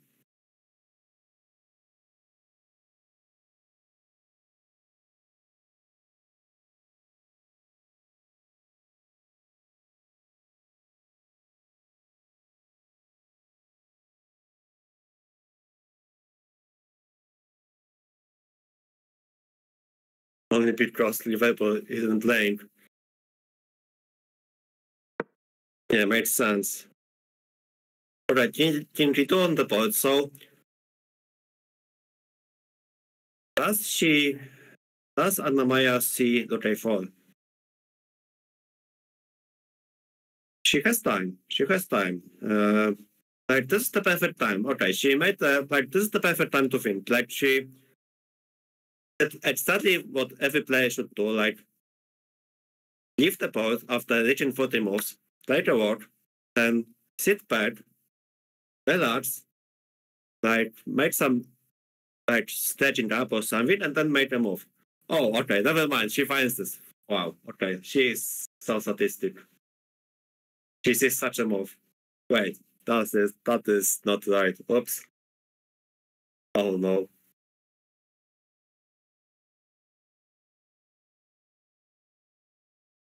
She is sadistic in this position. Does it sound better?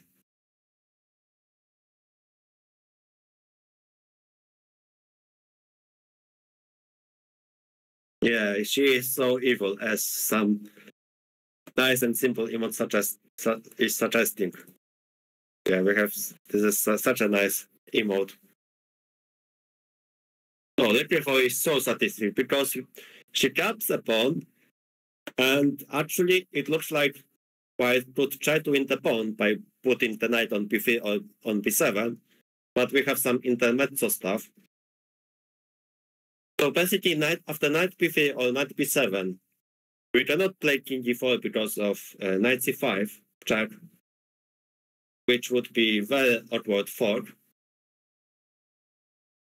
But we don't have to do this. And after knight b3, black can simply go rook a3. Just keep the knight and then put the king on e4. And instead of knight b3, if we go knight b7, then we have rook a7 winning. Wait, we have a raid. Wow, thank you, Phoebe. Thanks, Phoebe, for the raid. With 103 people. Thank you very much. Welcome, ladies. Welcome to Anna-Maja's channel, where we have some commentary, some nice and simple commentary from myself, GM Solver. And Anna-Maja is winning, which is amazing. We have another raid. Oh, Oh, it makes sense. But thank you. Thanks, Alexander, just for the raid with 109 viewers. Double raid. This day is very nice. Oh, Alexander won. Congrats, Alexander, for winning the game. Oh my god! And now I have to read all of the notifications. Oh wow! Thanks for the follow rate and 27.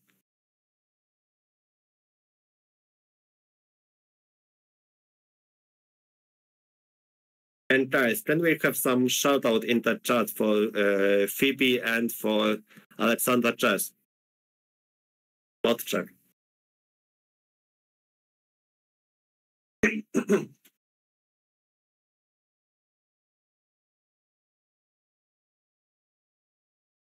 Oh, you already did. Good job, Parks. Number one mod, keeping everything under control.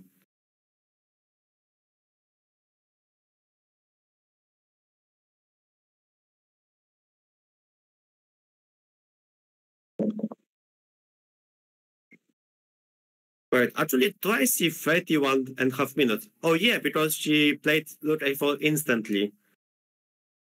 Wow. Oh, we have also some Polish guys. Hello, Gambit Stefana. We have actually a Polish here. Nice.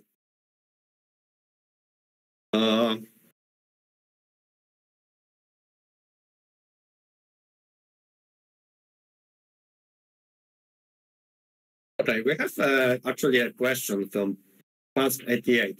If pawns were all taken and it's king plus rook versus king and knight, does a draw? So basically, if we played all the pawns,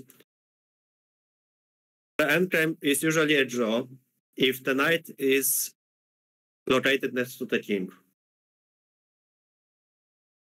And let's try to imagine that, let's say, somehow black loses the iffy pawn, but wins the h pawn. I think this is winning.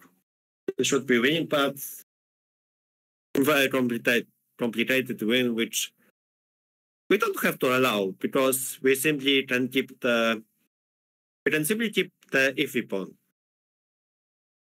So let's walk you guys via some important stuff. So first of all, we have to consider knight b3 or knight b7. So both moves have an idea that king e4 doesn't work because of knight c5. But yeah, he plays knight e6, which allows... Yeah, this allows king e4. This is over. Or is it? Oh, maybe he has some idea, actually. Hang on. Oh, he actually has some idea. Right, this is still tricky, because after king e4, he wants to play knight b4. Or is he tricky? Wait, this doesn't sound right. Wait, can I go after king e4, knight b4? Plus rook a5. And then after knight c2, I just play... Oh, I just play rook a2 and win the game. And if he goes c4, then I go rook a4. Yeah, never mind. This is a crappy move. Yeah, knight e6. We just go king e4. And win, because rook a2 is the threat, and if knight b4 preventing rook a2, we just captured the pawn by playing... We captured the p pawn by playing rook a5. And she finds this. Thanks for the follow to MKF.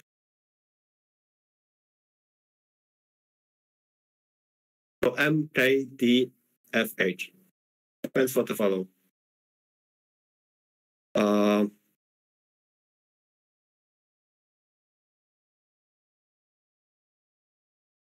Yeah, let's go.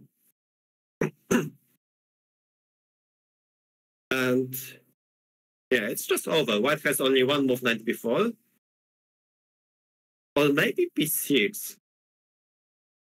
Maybe he wants to go p6 because after rook a2 king e1, like there is. We cannot enter with the king because there are some knight jumps, but we can simply. Yeah, we just throw it b2 again, so. Yeah, this is just over. After king g4.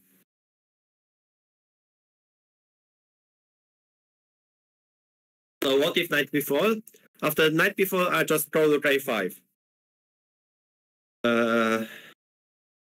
And then the b5 pawn falls, because if you play c4, then we move rook backwards to a4.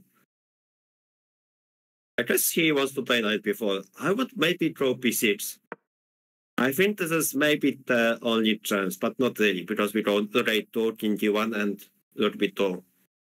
Yeah, this is winning. Yeah, he goes knight b4, but now we play rook a5, and again, important thing is that white can never recapture the guy on e3. And we just win the game. So we play rook a5. And that's it. That's the story of the game.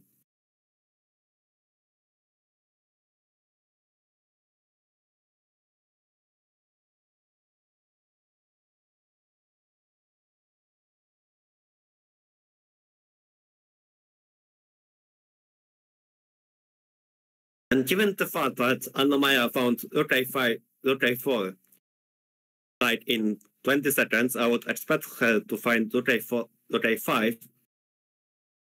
Okay, she stayed in some time, but I think she will play rook a5 very quickly. Can I draw rook a3? Rook a3 would be a throw, actually, because then I go b6. Yeah, rook a3 would be a throw because of b6, and then yeah, the b-pawn is unstoppable. Maybe not. Maybe rook b3, b7, rook b2 wins, but like we don't even have to go for this stuff. I just play rook a5, just win this pawn, and white has no moves. Nice and simple. Yeah, Matthew, but the point is that rook a5 pick up this pawn, and it's just over. And why do we have to calculate rook a3? Even if it wins, I mean, there's like no point. Like rook a5, like the thing is that white cannot pick up the pawn on e3, which is the most important asset in black's position. Yeah, rook a5 c4 will be played, and then we go rook a4. And then we enter with the rook on the second round. Just like that.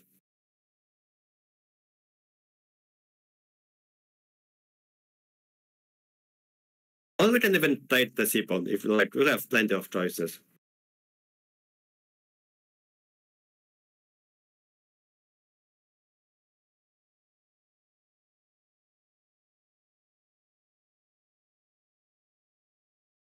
Yeah, this is just three, four more accurate moves, and he resigns. I think so, Archad. I think if she plays rook a5, I think the game will not last longer than 5 moves.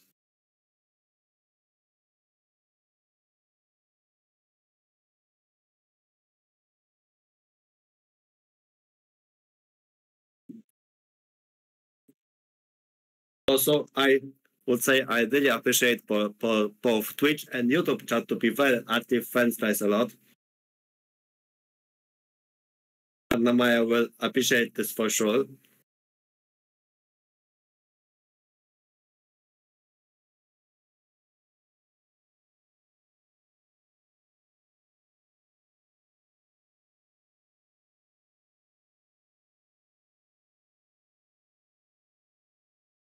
So yeah, if she wins,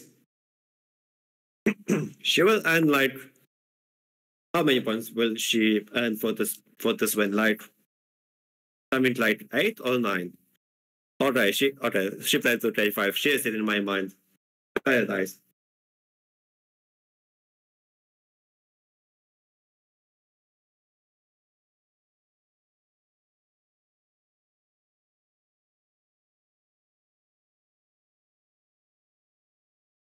And then we had spent nice and simple style. And nice and simple win. And me having some issues with the throat. Oh, I will have to change some tea with some honey. I'm feeling my throat, guys. It's worth it.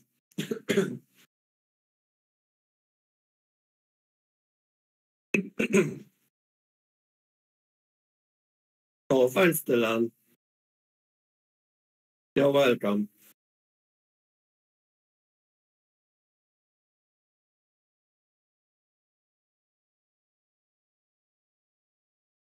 Thanks, Naughty, for hydrated. I will need this. I actually have some water.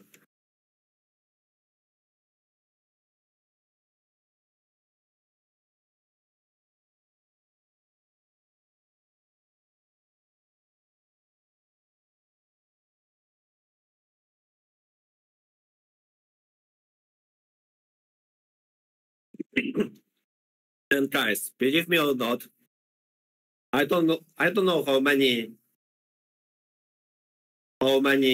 of you chat have seen the earlier moves of this game, but I actually think that move G5, which Engine hated, I think this was the critical moment because G5 created some imbalance. And after G5, apparently Queen D6 was the only winning move, but it's so hard to find this move when you have like so many threats waiting for the white scheme. So yeah, then the younger French player was really playing like very safely. And then yeah, she just activated all the pieces and won the game. And still there were some advantages, but now we are chilling. Always play G5. It works 2 out of 3 times. I think. I don't know. Have you guys calculated in how many times in the row Anna-Maja played G5? I did not calculate this.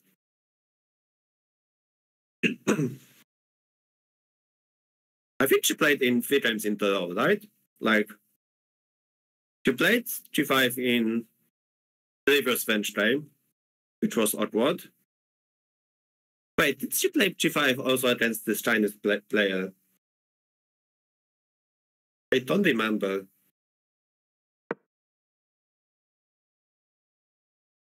She is on fire. Yes, she is about to win 7th game in a row. Okay, P6 happened, but now it'll be 5, and we pick the spawn, and the knight cannot move. And it's... Oh, actually can it? Wait, actually maybe he has some idea. Hang on. I mean, we draw knight p5 for sure, but then there's 93, which is still... Yeah, we still have to calculate something. Okay, even with pieces should be winning. 95 and then king d5. And then 93. Yeah, maybe he is actually... Yeah, maybe this is actually tricky, hang on.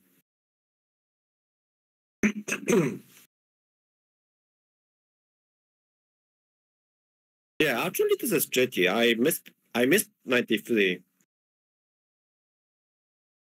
Yeah, rook b5, 93. Rook b6 allows 95, which somehow I forgot about this. And then after king d5, white has 93. Yeah, this is somehow this is still not over.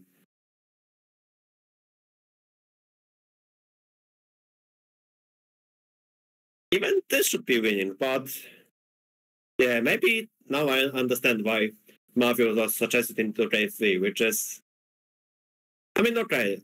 I mean, we can always play rook b5. After knight d3, we can take this pawn. And after knight c5, I assume we move the king anywhere, like to f5 and then grab the h pawn. Very winning, but this is why we shouldn't have sacrificed 100,000 pawns for king moves.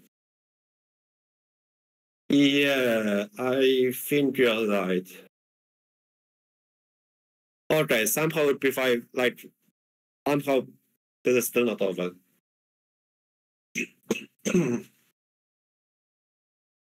I need more water.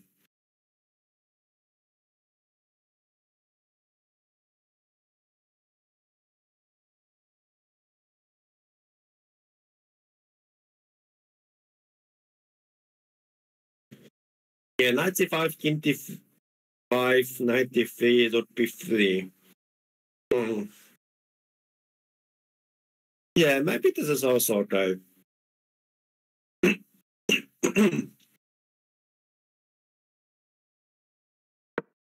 Yeah, pieces was put fine from Adam. But okay, I mean, rook b5 has to be the move. And yeah, I guess we are losing this iffy guy, but yeah, we will beat the h pawn and beat up the h pawn, and it should be still winning. Hello, blue. And fence down ball for the follow.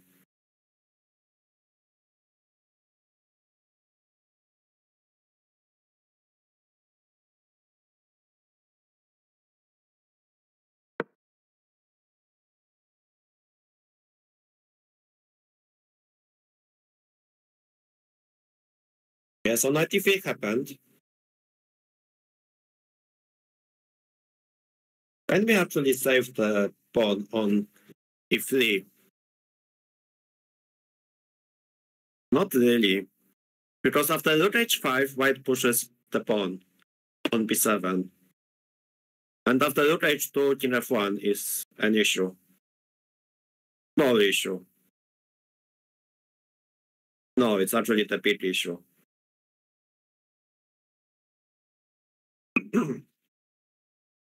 Yeah, so I suspect that pieces will happen. 95, king d5 will happen. And after 93, yeah, maybe we even go rook b3, king g3, rook c3, and win this endgame. Yeah, because we picked like the king has to move backwards to the second end, and then we win the queen forward.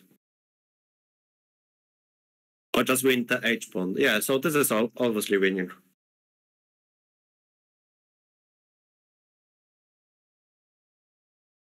I need to for defender.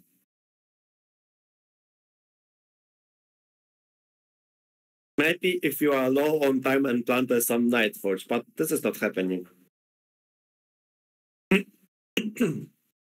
Yeah, why not at b6? Because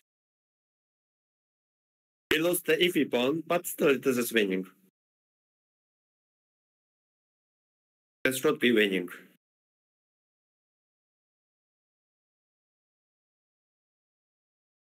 Yeah, blue boy. So after g5, at one point, Anna-Maja lost.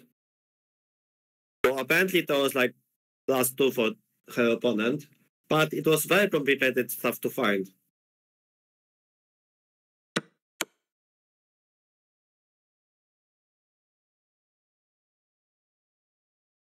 Okay, she takes the pawn. And then knight c5 instantly happens.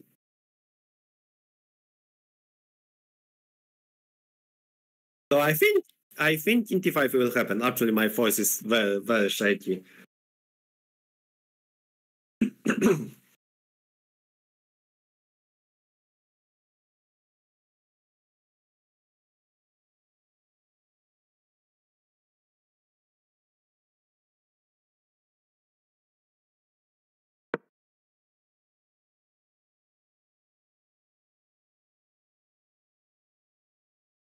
So yeah, king d5 will happen, and I mean, okay, there are not so many pawns left, but we have H pawns, and the endgame is obviously winning.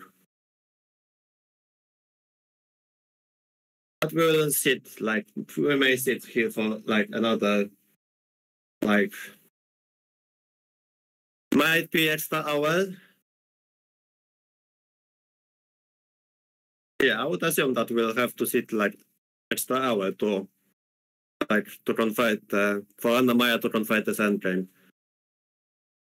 Yes, Blue Boy, ask the question.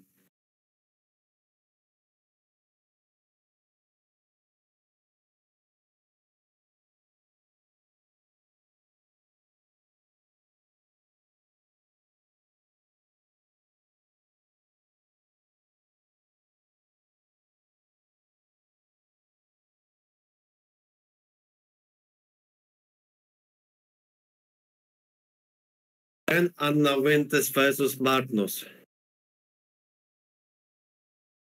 Blue Boy, you're asking him very difficult questions.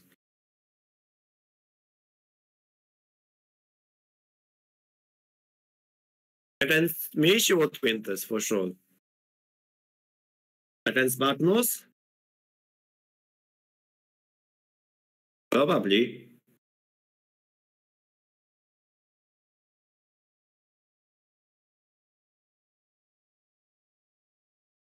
Yeah, I think she could win this.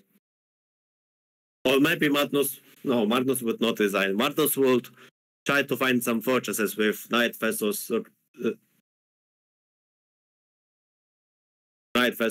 and Pawn. Yes, Blue, I think she would win this against me. She would panic, but she would win this for sure. I think it's not difficult position.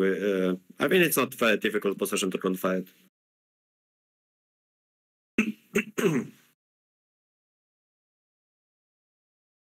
Yeah, so if pawn is lost, but I think after rook b3, king d3, rook c3, we instantly pick the h pawn because king c4 is the threat, and white, let's say white goes king d2. Okay, actually this pawn is not lost, but like we go king d4, and yeah, I don't think we survive this. She goes to h6. Also fine. Because again, after king g3, probably we throw a check on h3, forcing the king to move to the second rank, and then we play rook h2. Which is also fine. I would say rook b3 probably was easier, but many ways to win.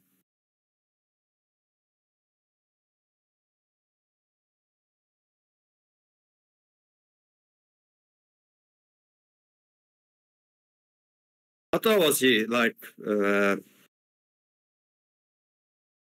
French opponent Adam will try to push forward. Okay, in the meantime, I'm curious to, I will check how another team is doing. So, we know that Alexander won. Betty lost, unfortunately.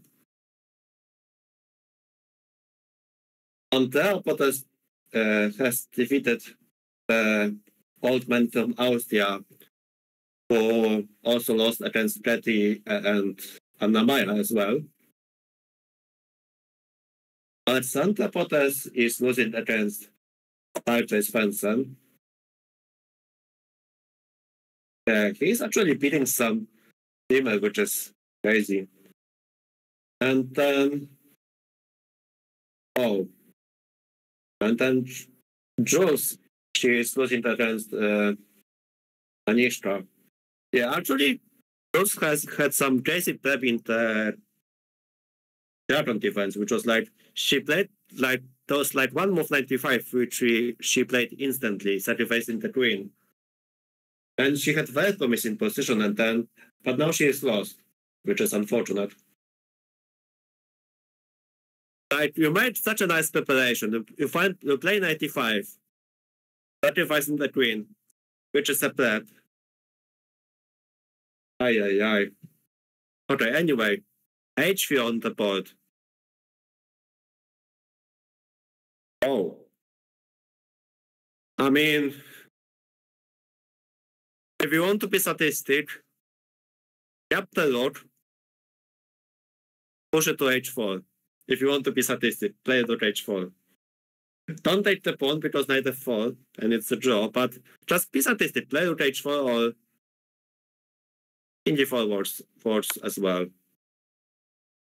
I would be sadistic, but king G4 is nice and simple.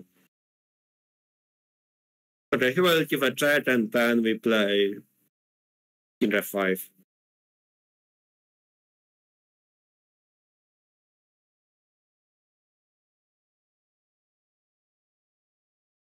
Although I think I would be sadistic and play rook H4 because this is such a sadistic move.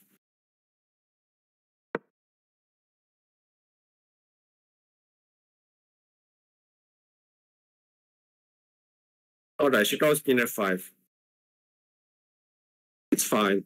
I mean, not sure why do we have to keep the c-pawn alive and why we allow white king to march forward, but I mean, like, come on, this h-pawn is to fight on the knight. And obviously the knights, guys, important lesson, in endgames, knights hate outside pawns, like a-pawn, A, and h-pawn are the worst pawns to be stopped from the knight. Guys, take notes, take notes. Yeah, so Farrell will decide the game.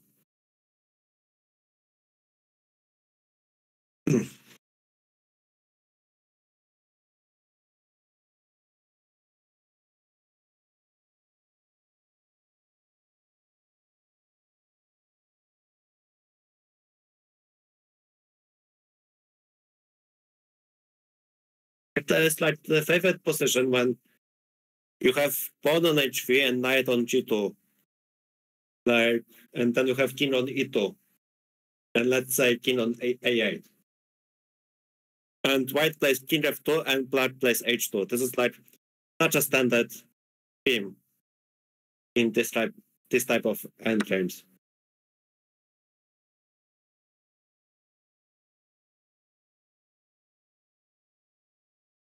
Okay, he takes the pawn. We expect rook h3. We expect probably king d4, and we expect resignation soon after h5.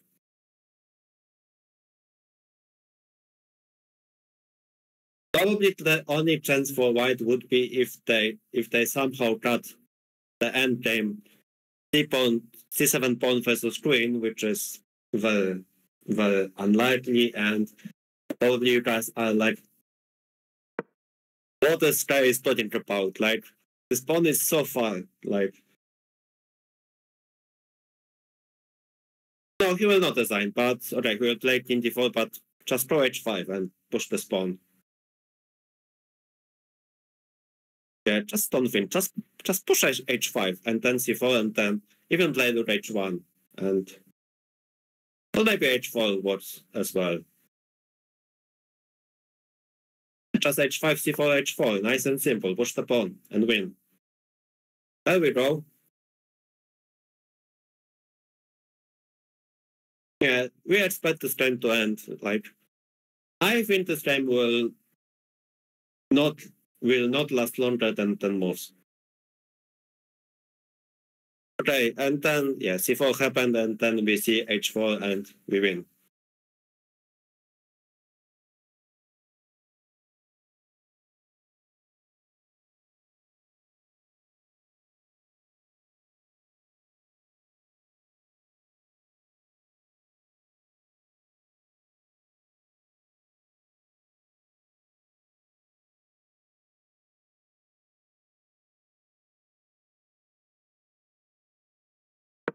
Oh, no, that's so nice.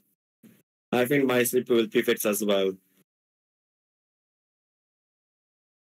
Sadly, I'm not planning to yeah, I will be busy tomorrow, like preparing for the journey, so I will not be able to help with commentary, but yeah, I'm glad that I brought three nice and simple points out of three as a commentator.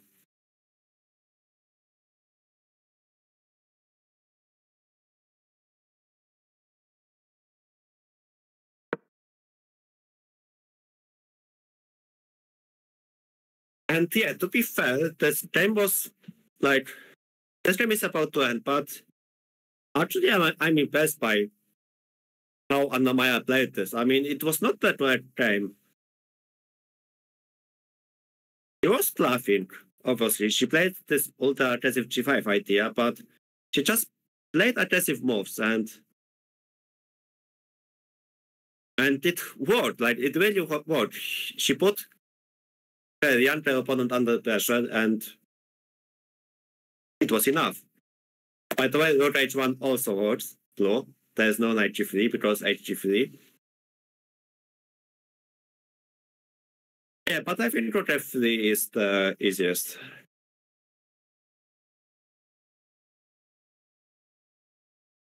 Let's cut the knight. And yeah. Nothing else to add. It in my mind. Nice. Nice and simple.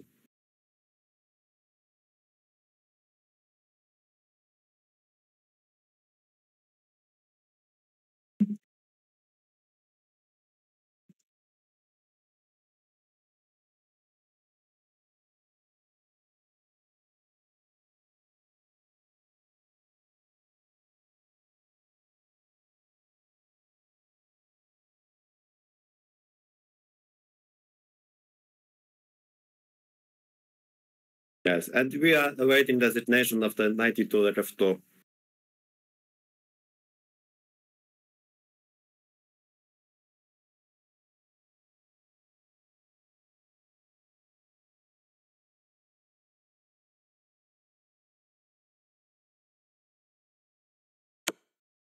Okay, he will play probably 92.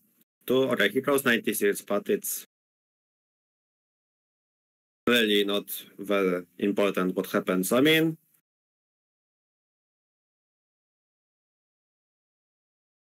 yeah, just broken the 4, I guess. Maybe he is hoping for some C5 nonsense.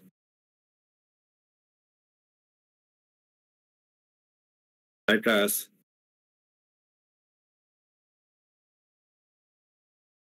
I think even this is winning after, like, if you go in the 4 C5, H3 C6, H2 C7, H2. Yeah, C7, H1, C8. So we have queens on the board. And we simply go 21 and win the knight. Because after king c5, rook c3, knight c4, rook c4, king c4, queen c1 wins the game. Sorry, I might have set the line too fast. Then on. I'm just trying to find some last nice and simple lines for Anna-Maja's. Oh, also she has 21 minutes versus 6. Okay. Which also works. I mean, even king d6 is fine. Yeah, king d6 is probably the simplest. And then we, after king d4, we did the rook to f8 and the knight is cut off. So yeah, king d6 is probably the simplest solution. Or maybe not, knight d4 then. Ah, it's fine. We go rook f4 and win the game. Yeah, this is over.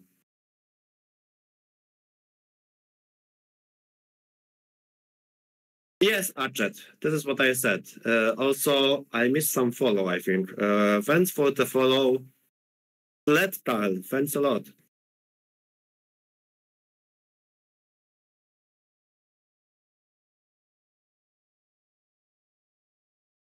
Why isn't the sky designing? Asking every leading on YouTube. He's hoping for the night. I mean, can you blame him?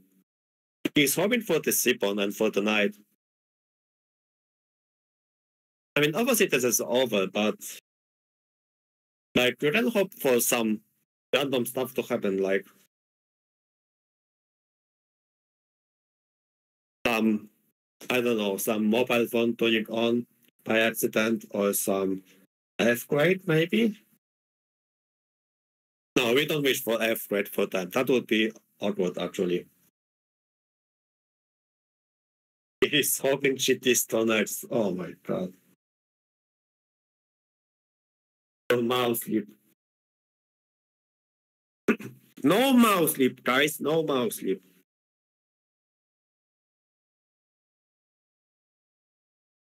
Touch move, hello.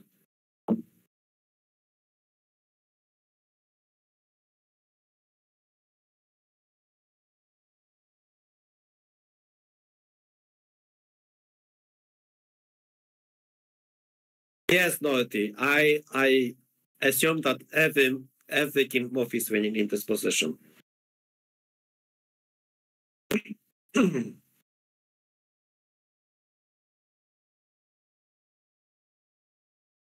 Exactly, Julian. They don't see the evil ball. The evil ball is what we see, but they don't. And there is like, I'm pretty sure Anna-Maja knows she's winning, but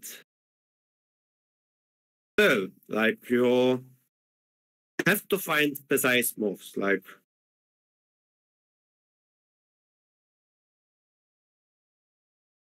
I think it's not complicated, but she's spending some time. So I think she is like calculating now if she pushes the king forward to f4, or is she pushing the king backwards to e6? Or maybe she's looking for the checkmate in 25. Of course, she knows this is a checkmate in 25. Come on.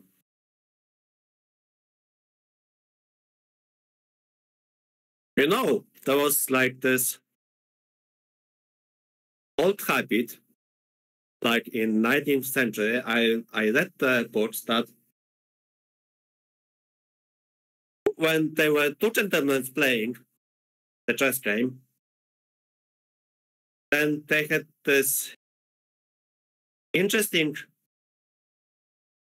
culture of announcing mate in 9 when they saw they can give such a mate. And I'm like imagining right now, like Magnus playing the match against Caruana, and he says, I announce checkmate in 3. Like that was this nice tactic which ended his match against Fabiano Caruana in, I think it was in New York, like this Queen H6 double sacrifice. I don't know, guys, if you know the tactic I'm talking about, but it was like such a nice and simple checkmate in 2. So imagine him playing this move Queen H6 and announcing, wait, no, actually he is about to play move, but then he announces checkmate in 2. Welcome back, GP. You are just on time. Okay, she will push the king forward to g4. I guess it's fine. Yeah, because now she can move the rook to f8, so it is fine. Yeah, so he pushes c5. So after h3, c6, h2, c7, we just draw rook f8, and that's over.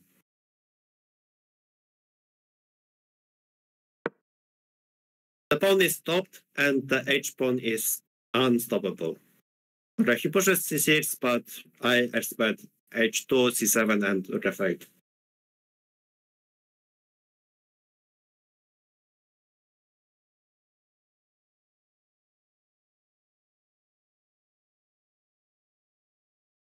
Just one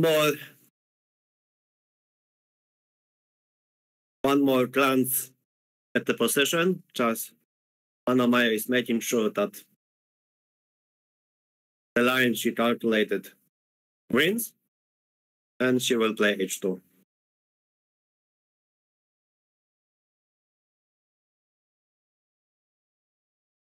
Yeah, there is c7 There's after h2, c7, f1, knight e4, with idea h1, queen, knight f2. I mean, even this is winning after f2, so yeah, it doesn't matter. Yeah, h2 on the board. And the time will end after c7 or f8.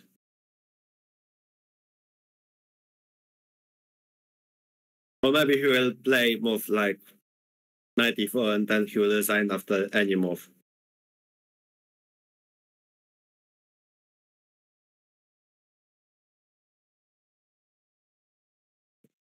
Yeah, I think he will play knight e4 and then he will resign after some move like king f3.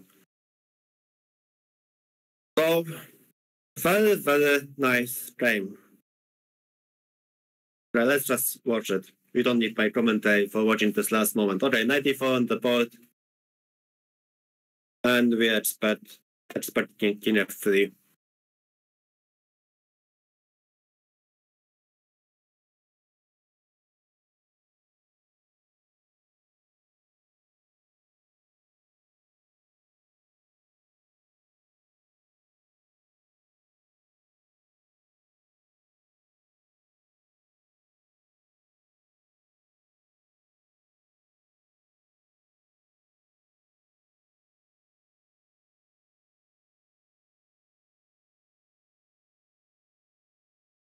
She can even promote, yes, she can even promote the pawn on h1.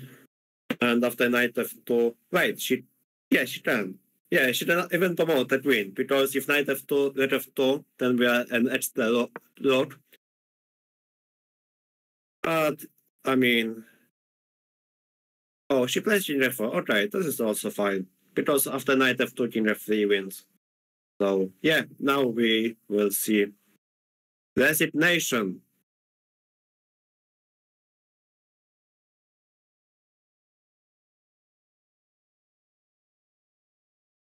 Yeah, but even after, instead of king f4, h1 queen was also winning, because after c8 queen, rook c8, knight f2, we could go king f3, knight h1, king g2, and win the game. Okay, that's, yeah. That's last moves happening on the board.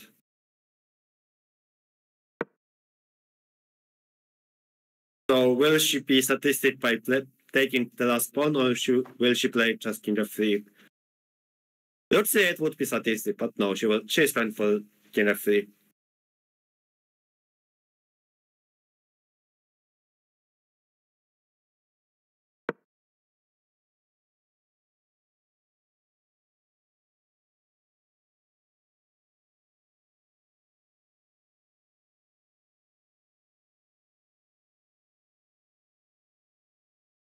He is still playing.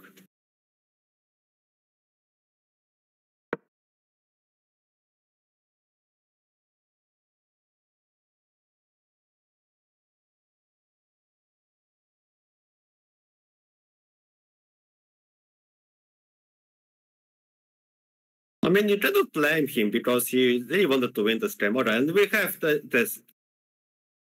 Guys, leave GG in the chat, leave hearts in the chat for Anna-Maja, and I can finally have some break.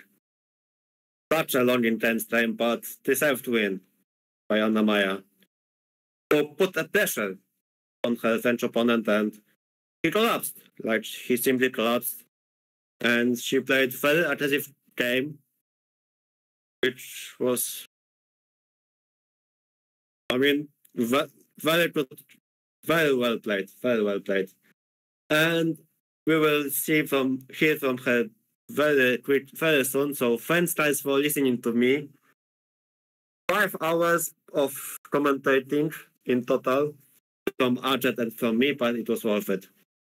And yeah, 10 hearts to Anna-Maja and congratulations, and I will be leaving. Thanks guys. Take care.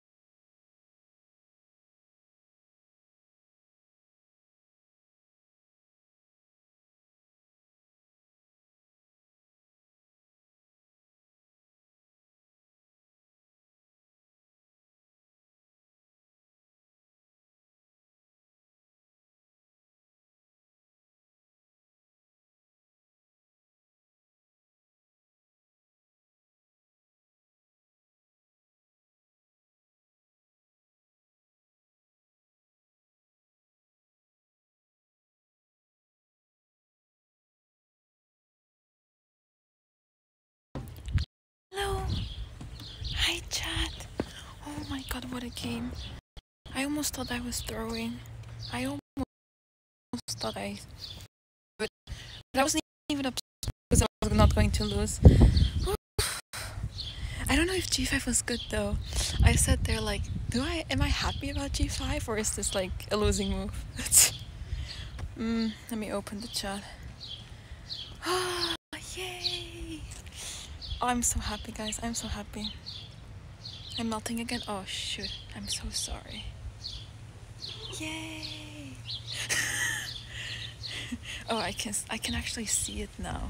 Okay, it was not. I knew it. It could not be good. It couldn't be good. It was too crazy.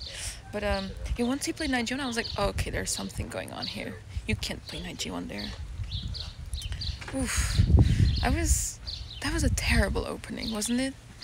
Wasn't there Knight C4 at some point? That was so bad. Hey! Thank you! What did you do?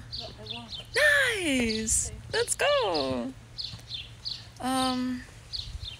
What a game. Oh. Wait, my chat is broken, but I see the chat on the stream. This is weird. You hate me? I lost all my channel points again because of you. I told you, that's what happens with doubters. Oh yeah, that was Alexandra Prado. It wasn't good, but it worked. It was all about the psychological effects, right? That's what matters. Prado, yes. Thank you guys, thank you. That was such a fun game. That was so fun. I have no idea what happened though. Thank you, Carthars, thank you. Yay! Let me check the game real quick. Just like quickly scrolling through it. If it loads. The opening was so bad. I think Knight C4, wasn't Knight C4 not winning? When he played Knight F3, I was like, okay, I'm alive. I'm still alive. I'm still down a pawn, but I'm alive. I think he underestimated that I can win the pawn back or something after Knight C6. Let's see. Oh my god, the internet is so slow. Hello? Hello? Oh my god, look at that. Oh. Hello?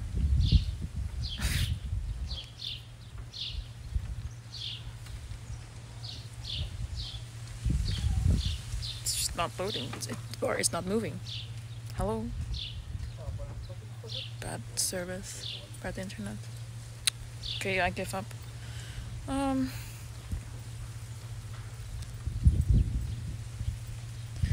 Commentary. Oh, that's commentary. Thank you so much for commentary. That's so sweet. Knight takes C4's inaccuracy.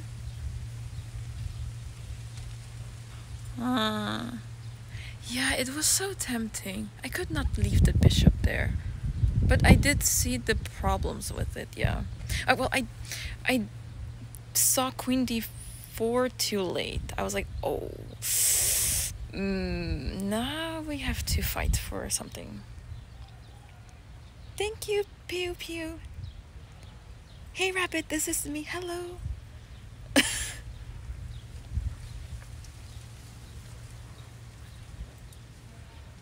The board was so empty. I was so scared. You know how there's situations that can arise where he takes the pawn with his knight and then Zurich versus pawn and my king is too far away. I was like, this is so going to happen at some point. Cat and mouse game. Yeah, opening was bad. I keep messing up against C3, man. I think, I don't remember. I think someone played this against me and I messed up. And I don't remember what I was supposed to play against it. This time I'm going to check. Especially because I'm doing a recap. Doing recaps helps. It helps so much. Because I'm forced to analyze and think. And sometimes I forget about analyzing. Especially if it's like last round game, you're like tired and everything. Yeah, I was surprised that I got ahead on time. That worked out really well. That worked really, because then he started blundering. I felt like the washed up FM, you know, but I won. F4 was important move. Really? That was the only move? Dang, that's crazy. Is it because I take the pawn on A4 after that? Or is it should have been like 10 moves ago? Oh. Oh. F4 square. Oh, sheesh. That's crazy. I don't know. I thought it was easy win. And then I was like, wait, this knight is really getting on my nerves here. So, yeah. That's so nice. Yay. Yay. What did Buck say? I can't see it because I'm lagging. My time management is way better. The thing is, I used to have really bad time management. Really bad. But I started to care less about the opening. Like, okay, I'm in a bad opening, a bad situation. I just need to move. I just need to play something. And if I lose, I mean, okay, I was really feeling like, why did I not spend more time in the opening? You know, like, now I'm down a pawn. It's a terrible position. But then after a few moves, I was like, this is why you don't spend too much time. Because it wasn't so bad. Well, like, in terms of time, I was lower on the clock, but it was not too bad. Usually I would spend 30 minutes thinking like, what am I supposed to do against this? So I don't know. I don't know why I'm playing faster than before. I don't know. I think it's really like getting used to playing chess again. I feel like I'm used to it now and just playing as whatever feels right. Yeah. I don't know. It's like, I don't know why I'm suddenly so sharp. I don't know. Like, as in, why am I playing so sharp? Because why am I playing G5? I don't. It's like screaming at me. Like, please move me. Please move the pawn, and stuff will happen. It's so funny. Weather's great. Yeah, it's very sunny. It's very, very sunny, and my arm is hurting. So to switch, if you don't mind. Okay. Intuition. Yeah. Yeah, I saw Rook D2, Queen B1 from miles away. Hello.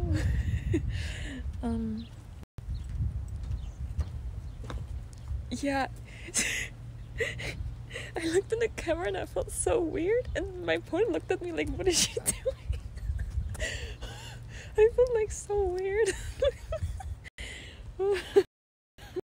The live view. Oh, yes. This. I don't have a camera person. No, I'm an independent woman. G5 smoke. I played it. I was like, I don't know if this is worth it.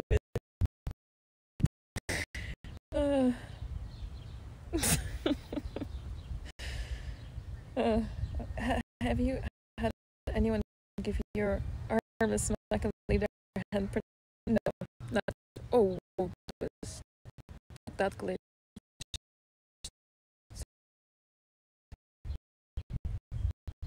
Try to get to the game. I'm really curious. Nah, this is not going to load. Oh. Thou complain, thou shalt receive. Okay, here we go. What happened? Oh, what am I supposed to do? C3, please. Okay, C5 is good. Knight F6 is good. I'm supposed to take the knight. Yeah, I got so confused because I remember lines where bishop is on D3 and not the pawn on C3. That confused me a lot. B4.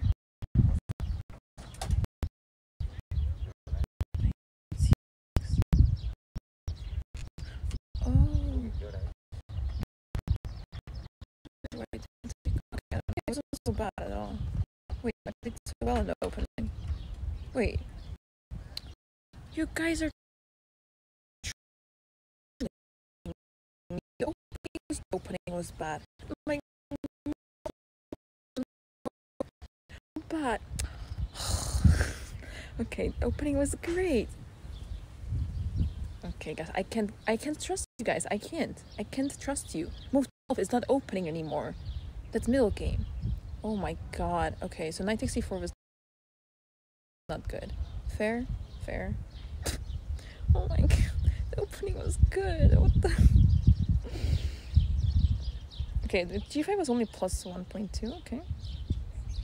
Oh, plus 2.8. Oof. Yeah, I did see queen d6. But I thought I'm going to wing this.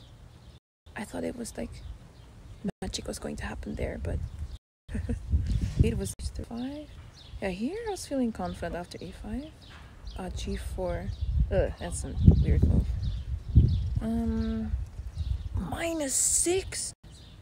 Holy mother. I did think of queen c1, but why did I not play it? Because it didn't feel right. It was rook a2. I thought, okay. -6, holy mother. Queen f1, I did consider that, but -8, and it took me so long to win this? What?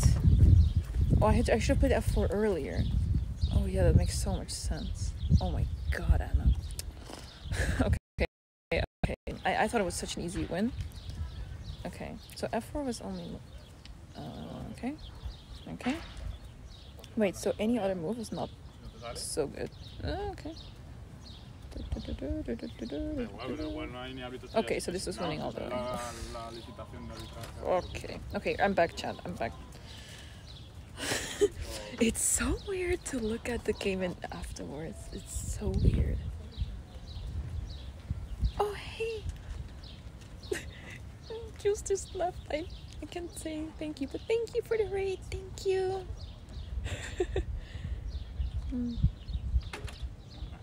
Big Bird, I'm so sorry. I'm so sorry for this bad internet sometimes.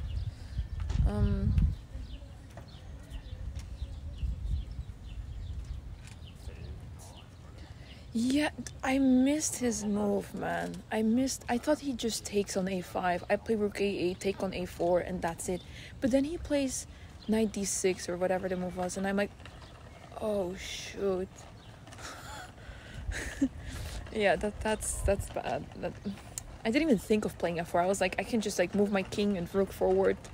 It's like the same mistake I did before. Same mistake where I don't push the pawns and just move my pieces and then get stuck. Yeah, she like went the other way and I'm like...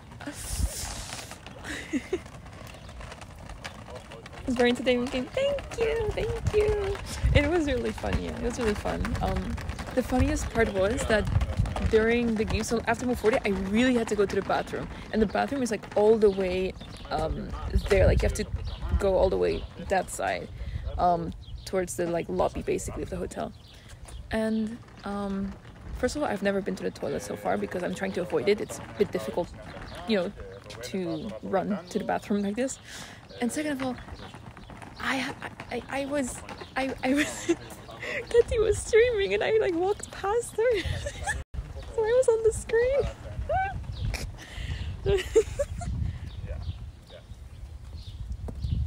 No, I saw f4. Like I knew I had to play it at that point. I moved the king and I was like, I have to play f4 now and cut off the king.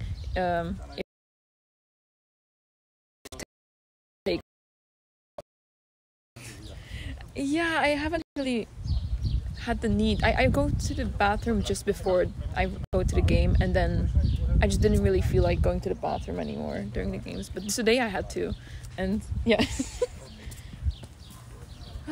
Anyway,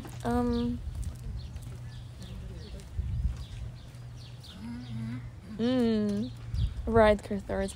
I don't know. As soon as I played e5, I was like, okay, now I have it under control. He's playing passively a little bit, and knight g1 was the final, like confirmation for me that it's, it must be winning for me. Yeah.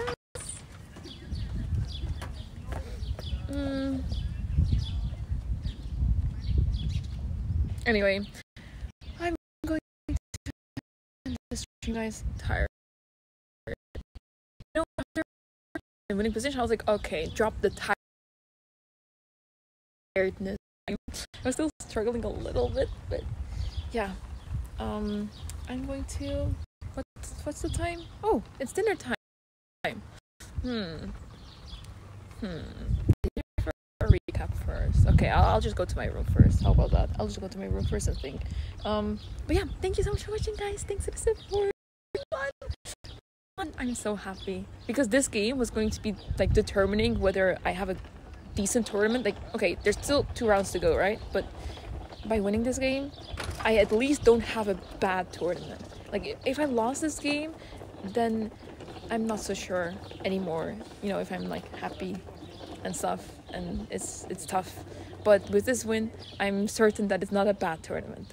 Like, I'll probably play someone higher rated next game, so that makes it nice, better.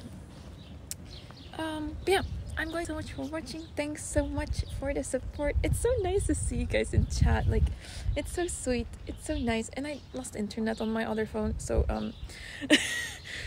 I just talked to you guys here. So yeah, we continue tomorrow with the next round, same time, same place.